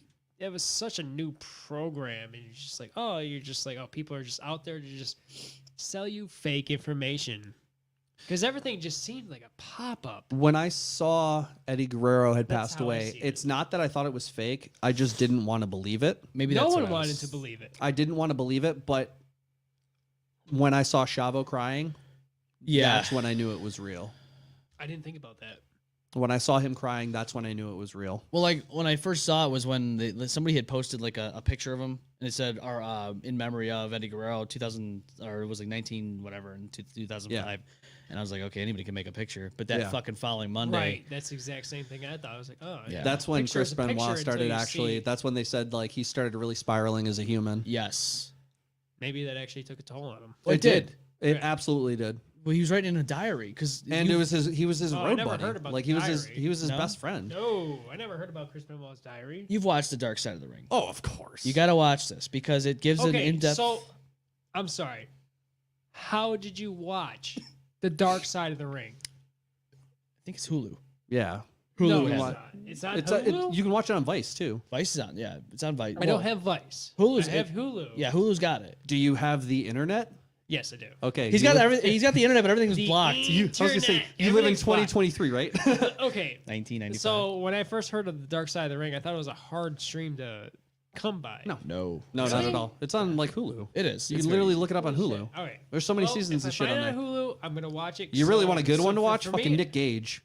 The Nick Gage one on the Dark Side of the Ring is fucking great. Goes didn't watch over. that one yet. Oh my god, it goes over everything he did about how he got fucking arrested, robbing Really? the bank, like all that What shit. the fuck? I didn't see Yeah. that one yet. Oh, it's so what good. season is this? 2? I think it's one of the newer ones. And then I didn't see it for sure. It's so good. Nick Well, Gage I is a have fucking Hulu, crazy so person. I He don't know what stabbed I'm waiting David on. Arquette in the neck with a fucking fluorescent light tube. WCW. Yeah, David Arquette. Yeah. He stabbed him in the fucking neck with a fluorescent light tube in a match. Wasn't that a big like fucking slap in the face though when he won the WCW World Heavyweight title? Yeah, but then he actually went and got trained and like started wrestling back in like 2019. Yeah. He's killing it. Yeah, he's David won- Arquette teamed. He teamed with RJ City too. He's winning championships on WCW while his wife is filming Friends. Well, that was all a work too for the He was fucking with one of the for girls Ready in to Rumble. Friends? Oh really? Yeah, it was all for the movie Ready to Rumble. Yeah, the one that played Monica. She Monica, was oh his my God, wife that in bitch. real life. Courtney Cox, man. Yeah. Courtney Cox Arquette. You see it on the Cox. title screen. Yeah. Her Courtney name Cox, says it all. Arquette. Yeah. And then it went back to Cox. Yeah. Well, I'm just saying, like, it was just nuts because back in the WCW was great, and then it kind of like I think the finger poke of doom with that, Hogan. that was the fucking Finger- beginning of the downfall. I think. I mean, once Hogan and Nash and them started booking WCW for their friends, like that's when it became an issue. And that's why DNA got fucking destroyed. Yeah. Not gonna lie, it went downhill when Hogan and Eric Bischoff got in there and fucking. Yeah. same I mean, thing. it's still really good now. I have friends that work for Impact, and I haven't really. Well, the networks don't really carry it anymore. no, Impact's honestly great. I would though. love to Like, watch There's it. a lot of really good stuff on there, like Ace Austin. Ace Yeah. Austin's phenomenal. I'd That's love to watch that's it. one of my kids. I fucking love that kid. Yeah. You know, he's a grown man now, but I still call him my kid because fuck it. Right. We I'll never forget. We beat up a stick horse. What? We beat up a stick horse as a storyline for Give him like elbow drops? fucking like 2 months. It felt like all because of a joke. All because of a fucking joke. Really? Yeah. So which one do you want to hear? Do you want to hear the rest of the tag team match story, or do you want to hear the Pepe the Horse story? I want to hear this Pepe the horse. I guess Alright. we're gonna go with the horse. Let me wrap up this WrestleMania ass story real Mr. fast. So Hands. essentially, what happens is every time. Every time. I tell the promoter, I'm like, listen, this is our WrestleMania show, man. Let's wrap this shit up. Like, let's fucking go out on top. Let's make it good. And he's like, okay, how are we going to do this? I was like, you're going to fight the tag team champions first, okay? You're going to win the titles. We're going to come out. We're going to say, hey, we can challenge at any time. What better time than now? We're going to win the titles. And then the original champions from the first match are going to say, well, technically it's the same night. We'd like our rematch clause. And technically, because of the fact that you guys are the champions, we would like to face you. And then we put the titles back on the babyface tag team, give them their Mania moment to win the titles, right? Yeah.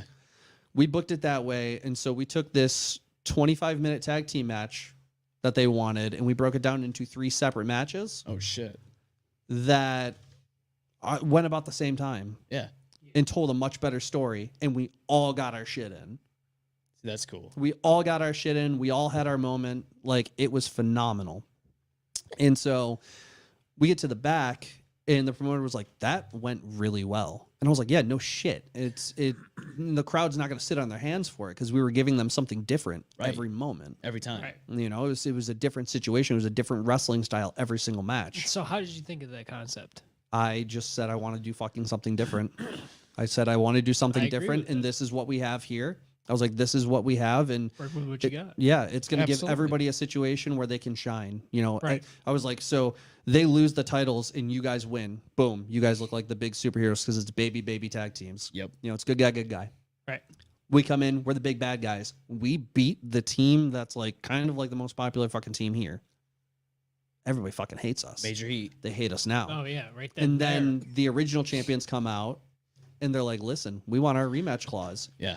They can't do that. They can't do that. The commissioner comes out and says, well, actually they can. It's still the same night. And they're going to. And they're going to. And they come out and we put them fucking boys over. We make them look like goddamn gold. Yeah. And they beat us because I wanted to hit a fucking second finisher and I get rolled up and we lose and it's fine. But it's fucking great. It told an amazing story. We ended up winning match of the year for the company. The fans voted on it. We won match of the year. And I was like, fuck yeah. It's because I fucking booked it. Hell yeah. No, I don't want to my own horn, but it was fucking awesome. So Maybe that's your future. no, fuck endeavor. that. Booker. I'm done with wrestling. If I'm either 100% in or 100% out. Yeah, if I'm not But wrestling, you can, I'm not but doing you can it. stage it. No, fuck that. Fuck that. I'm either kicking people in the face or I'm not doing You're it. not doing it Right. at all. I'm I not agree. fucking doing it. Anyway, so Pepe the horse. So we're wrestling down at the Sanctuary Stunt Studio. At the time, it was just the Sanctuary. And there was this kid named Angus, and he wrestled in a tag team. I think it was the New Settlers or some shit like that. And he came out with a stick pony, and it was fucking hysterical. And Stick so at one point, like we were there for a little bit, and my tag team partner goes, "I'm gonna run out and take that fucking pony." Oh no. And he looks at the promoter and he goes, "John, can I take the pony?" And John goes, "I don't fucking care." So Tommy literally runs out and steals the fucking horse. It's still a horse. And then we get into a fucking storyline for like what seems like months Over the horse. Or over the horse. Over a fucking horse. So they come, and this is how you knew that we were fucking good at what we did. We made a story about a fucking stick horse actually mean something. That's fucking good, man. And That's so gold. at one point, like they're trying to tell us that, you know, he's walking around and handing out fucking like, have you seen my horse pamphlets to people? You see my horse? And he comes up to me and he goes, hey, have you seen my horse? Hey, is that Pepe? Because he's on the floor. But we have a fucking bandana on Pepe's head. And I'm like, no, dude, look at the picture. There's no bandana on that horse. This horse is wearing a bandana. This is not Pepe. That's Pepe. Different horse. And I was like, yeah, it was like, it's a different fucking horse.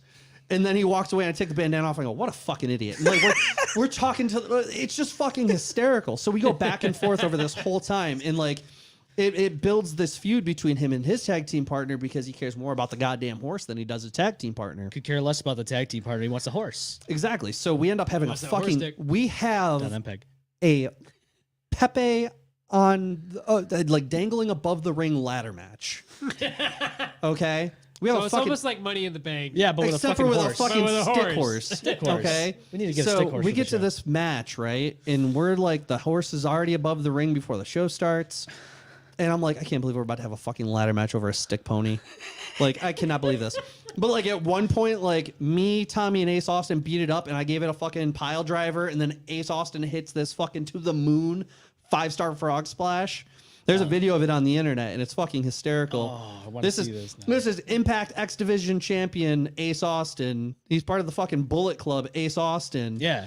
Doing a fucking frog splash on a goddamn stick horse, okay? That's how it's he broke his fucking teeth. hysterical. Or cut his teeth in wrestling. That's how Right. he did it. Right. The horse. Young boy stuff.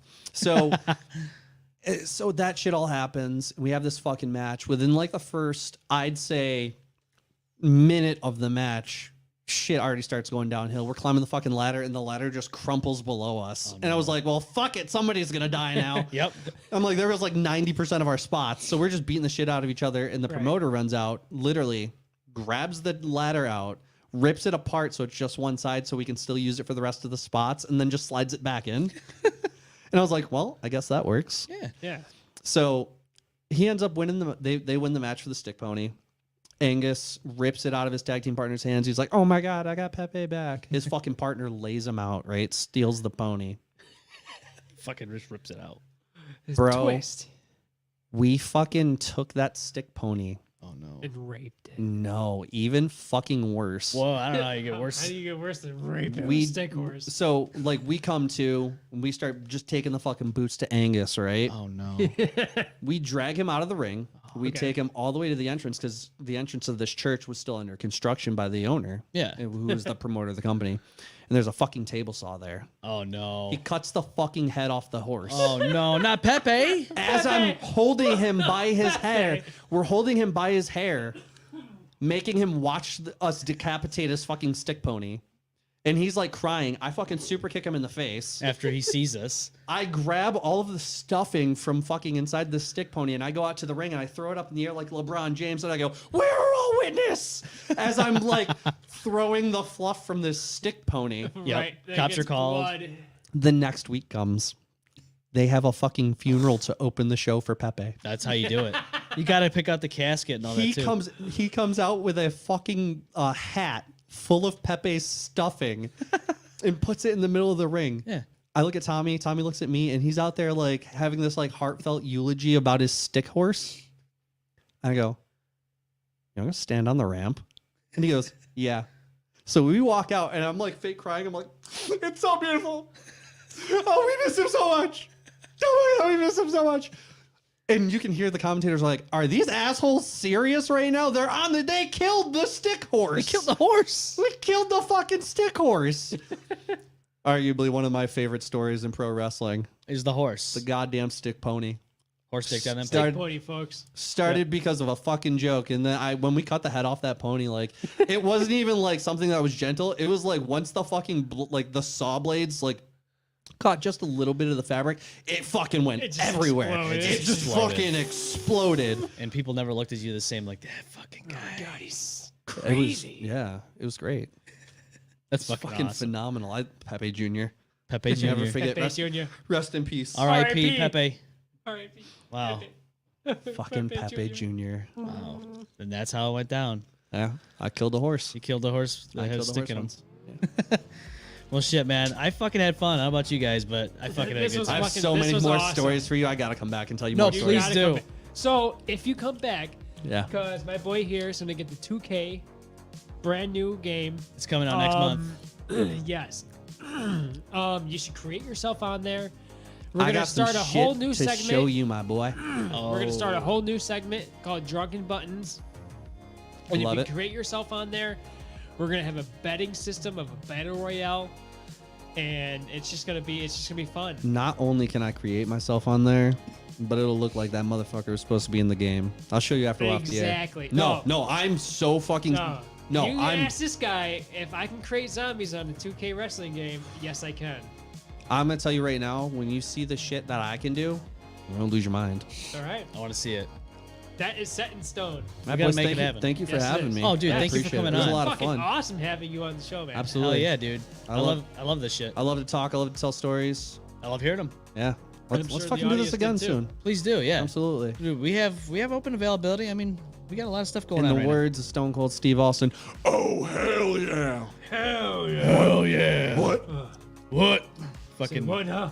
and to believe this all started because I saw you randomly on a fucking video of my friends. That's fucking funny. Yes. Oh, that So- was a question in the back of my mind. How did you two meet? Well, no, this is not me. We lost touch for a while because you know how life is. Yeah. It's fucking crazy. It gets crazy. I And completely year- understand that. years ago, we were like, oh, we got to hang out. And it never happened. Yeah. Just shit fell apart, you know? Yeah. And then I was on his So- buddy's podcast, Corey Castle. He's a wrestler too, out in Philadelphia. And yeah, he saw it. I was actually speaking about you on his podcast because I knew he told me about it because I saw the garbage plate thing. He's like, we were actually talking about it. You know, I was like, that was a shitty way to describe a garbage plate because I'm a purist. Yeah. I'm a purist at heart. Yeah. And yeah, he's like, he actually knows you. And I was like, who the fuck is this person? I have no idea who it is. And because, you know, obviously life happens and we've changed. Yes. Right. And so he's like, yeah, this is him. And I was like, I fucking know actually who that is. Yeah. So I fucking added him on Facebook and he's like, hey, That's man, awesome. it's good to see you. You want to talk again? And I was like, fuck yeah. Hell yeah. And then here we are. Here we are right now. The rest is history. 3 fucking hours. I think he just broke our cherry for 3 hours. I think we haven't seen a 3-hour podcast in like I some time. don't think I've ever seen that Flex on the those show. pythons for the camera. Yes. Yeah. Ah, Boom. someone call Bazinga. a They're not doctor. anywhere. These I pythons literally- are sick. All Ooh. of my muscles and bones just cracked when I did that, so I think I'm gonna need a hospital. Hey, we Oh, need no. EMTs. We need a spot Oh, go get Cat and Kitten. We'll get It's them all here. AEW TV. Let me blade. Yes. Hold on. Ambulance. Gig. Gig. Oh, there is this right here. It's Oh, yeah, the fucking bottle cap. I have a razor blade. Hang on. Oh, he does. Here we go. Jesus. He's got Here, the full you effect. can take this one. Here, stuff it Jesus. in your Ready? stuff it in Ready? your little thing. Ready? Oh, no! Crimson Mask. Get the Oh my gloves. God, He it's so- hit me. He hit me Oh. so hard. Oh no. With his eyes. Get the gloves. Get the gloves. Well, no, that's the way they do it, man. AEW. That's how they do it. Yeah. I can't believe they capture that shit on. It's like the camera's always on them every time. I know, and they Yeah, fucking, it's you like, see What it. the fuck? I just saw that. Yeah. You could at least hide it better, Mox. Jesus. How about you Christ, actually Mox. hit me and make me bleed for real? No, fuck that. That sucks. You don't want that. That sucks. Because some people aren't good bleeders either. No. You just end up with a bunch of fucking knots and goose eggs. Yeah. I guess that's true. Unless you're Ric Flair or fucking Moxley. Woo! Yeah. Yeah. Woo! I- We actually had a guy that looked like Ric Flair in our school. It was our health teacher. He had this pure white fucking hair. He was always golden tan, and he fucking every time I saw him, I can just always picture him going, woo! Well, he had Ric Flair in his window too for his door. Yeah. Well, That's kinda you know, to beat the man, you gotta be the man or Yeah. whatever. Yeah. Becky Exactly. Lynch is the man now. That is true. It's true. That is So true. only Seth Rollins can beat her. Oh yeah, in bed. Pop up. Cock submission. Hey, you know what? More power to him. You know, That is true. got a good thing Finish him. going. Finish it. Round 2. Round 10. Yeah, dude, absolutely. No, it's been a fucking pleasure having you on, Yes, man. thanks an for absolute coming blast. on. Thank you for having It was me. a pleasure meeting Anytime. you. If you haven't already, go please follow us on the M-Balm Effect Facebook page. Share, like, and follow. And go head over to the YouTube channel. Give us a like, a subscribe, and smash the bell like your significant other all for all the good times. Just Ring, ding, ding, ding. follow us everywhere, just not in real life. Ghost is not here for that, but I said it. No, he's not. but he'll be here next Ghost week. and the Dash Man aren't here. I'm sorry you had to experience a lower cast than And- we are. We are No, missing fuck that. two. We are missing This two is members. the show, baby. Yes, Baby. yeah, when you you heard it. When you come here and you come on the M-Balm Effect, you gotta be the goddamn show. And if you can't be the goddamn show, then guess what? You shouldn't be on the goddamn show. Goddamn show. So you know what happens next week? Next week when they get their candy asses in here, they gotta come in. They gotta try and top this 3-hour absolute fucking spectacular barn burner of a podcast. Yeah, Yes. fucking Castamania. Oh, yeah. Snap into a podcast. Yep. Oh yeah, step into a podcast. Oh, you gotta do the Macho Man fingers if you want to talk like Macho Man. You gotta point to the skies. Oh He was yeah, totally on cocaine. dig it. The Slim cream Jims of the does not give him that energy. It was cocaine. Yep. 100%. 100%. Ooh, Slim Jims. Hands Slim Jim down. had cocaine, everybody. Everybody got cocaine in the It was Slim the Jims. 80s. Cocaine was in everything. Everything. Let's just stop making flavors of Coca-Cola, please. Just put the cocaine back in or stop. Yeah, just stop. That was the Okay. thing. That was the thing, Okay. folks. Cocaine was in Coca-Cola. It was at one point. Proof of fact. Yes. That was the best era ever. Era. You a, were lot there of for shit, that? a lot of shit got done. A lot of shit. Everyone guess- had energy, so they had to they were Now- like, holy shit, I gotta get this done. Yeah, but then they'll say people turn around and they're like, "You kids don't do anything." You don't do anything. There's don't no do cocaine in the Coca-Cola. We don't have fucking energy to do anything. We lived Yeah. through fucking a World Trade Center attack. Right. With a pandemic. We don't 2 have housing Coke. market crashes. You Almost- want us to do shit? Almost Yeah, World we War can't do III, you know? anything. We don't have cocaine in our food like you did. Yeah, fuck. Jeez. Fuck. You guys Coca- stopped making Quaaludes in like 1984. Yep. All right. The old Bring back Quaaludes. Quaaludes and fucking bring back cocaine in our Coca-Cola. The whole Do it. fucking kit and then caboodle, that's boys. what- The whole fucking era. We'll go from a steel age to a fucking futuristic age in like 2 years. 2 years. Tops. 2 years. 2 year tops. We'll involve hyper travel by then. Yeah, to the And fucking- we can- 600 days. To the moon and We can Mars make and our, shit. we can terraform our own new planet. If Holy we're Fuck all- that. I'm just going to hyper speed my way over to somebody else's mom's house and be their new dad. Ooh. Shots Be like, fired? There's a Sit- futuristic Sit talk. there on Call of Duty. Oh shit! I'm Now on that- Call of Duty. Some 14-year-old's like, hey, get shit on, get shit on. I'm like, don't wait. I'm going to come over to your fucking house and I'm going to bang your mom. I'm going to be your new dad and I'm going to ground you from your fucking Xbox. I that flew is to some fucking shit day I would two. say too. Yeah, see that? You didn't even see it. I think I've made that threat before. Like, You don't don't make me come over there and fuck your mom.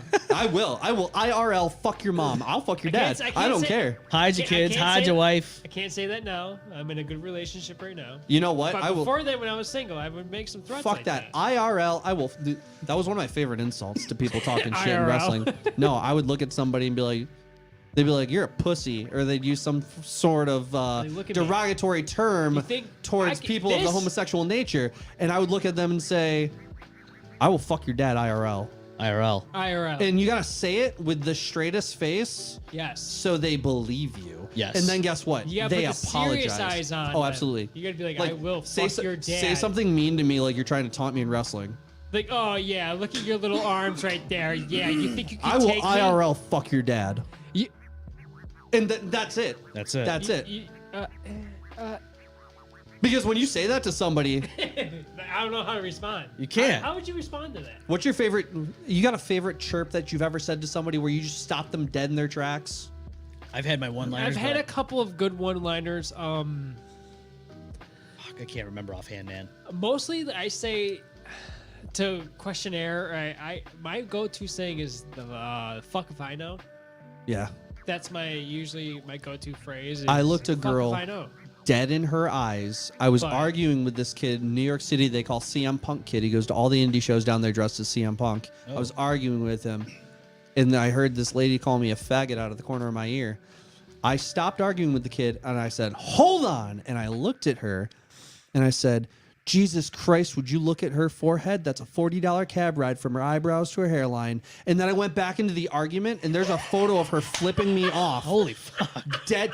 But it just came out, and I was like, oh my God. I just fucking roasted You that just lady. roasted that bitch. That's a good one. Oh my. But like it That's just a came out. $40 She had a cab ride. fucking giant forehead, and her hair was pulled back, and I was like, I'm just gonna rip. Like that's the Do first it. thing I saw. I respect that shit. And I the fucking shit out I and the kid, like I went back to the CM Punk kid, and he was just like, and I was like, I fucking got nothing else either, man. Like I'm gonna go back to fighting this fucking match now. fuck you, insult you, I gotta go back. Fucking savagery over here. Yes. Yeah. Love it. You just gotta Savage. fucking lay down the law sometimes and You let have people to. know who daddy is. Yeah, you have to. No, seriously, you got to do it. Once in a while, you just got to make it happen. Fuck you, heckle me. Yes. I'll make fun of your appearance. Yeah. Says the guy with fucking body dysmorphia who's made fun of himself for the last 20 years. Yeah. Yes. I think we've all kind of had that a little bit. Oh yeah. You I we all still suffer. fucking can have definitely it. make Yeah. fun of yourself while you're going after others. Yeah. Yeah. Yes. Yeah. It happens, you know? Oh yes. But at the end of the day, I will IRL fuck your dad if you get in my face and try to talk shit. He'll fuck Yeah. your dad. He'll fuck him right in the We'll ass. take him out and fuck him straight in the street. My name's The whole Richard neighborhood. Nixon, and I will IRL fuck your dad. Fuck your dad. I'm not a crook. I'm not a crook. Gorbatron, take down the wall. Or Gorbatrosh. Hey, take down the wall. You're thinking about Ronald Reagan. Ronald Reagan, goddamn. Mr. Gorbachev, take down down that that wall. wall. Reagan smash. Reagan smash. Reagan smash. Reagan smash. Reagan sleepy. Yep. Fucking goes to sleep. Know your goddamn presidents. I do. Be a fucking American. America. I backtracked everything. Backcracked and backtracked. backtracked, All the above. blacked That out. checks out. That checks out. It Fuck checks bye out. now. That was our episode. Yep. That was That our was episode. a sum up right there. Yep. Enjoy it. Take Enjoy. it in. You don't like it? Fuck off. Drink it in, man. I love you guys. Thank you. Yes. Thanks for being on, man. Yeah, dude. Thank you again. No, thank you guys for having me. It was a lot of fun. Skull. Absolutely. We will see you live next week on Saturday at 6 p.m. That will be our last show of the month until March. So catch us on there. Andrea should be back. Austin should be back. Ghost should be back. Omen and I should be here. We will see you live next week. This is the M-Balm Effect. Bye. Bye.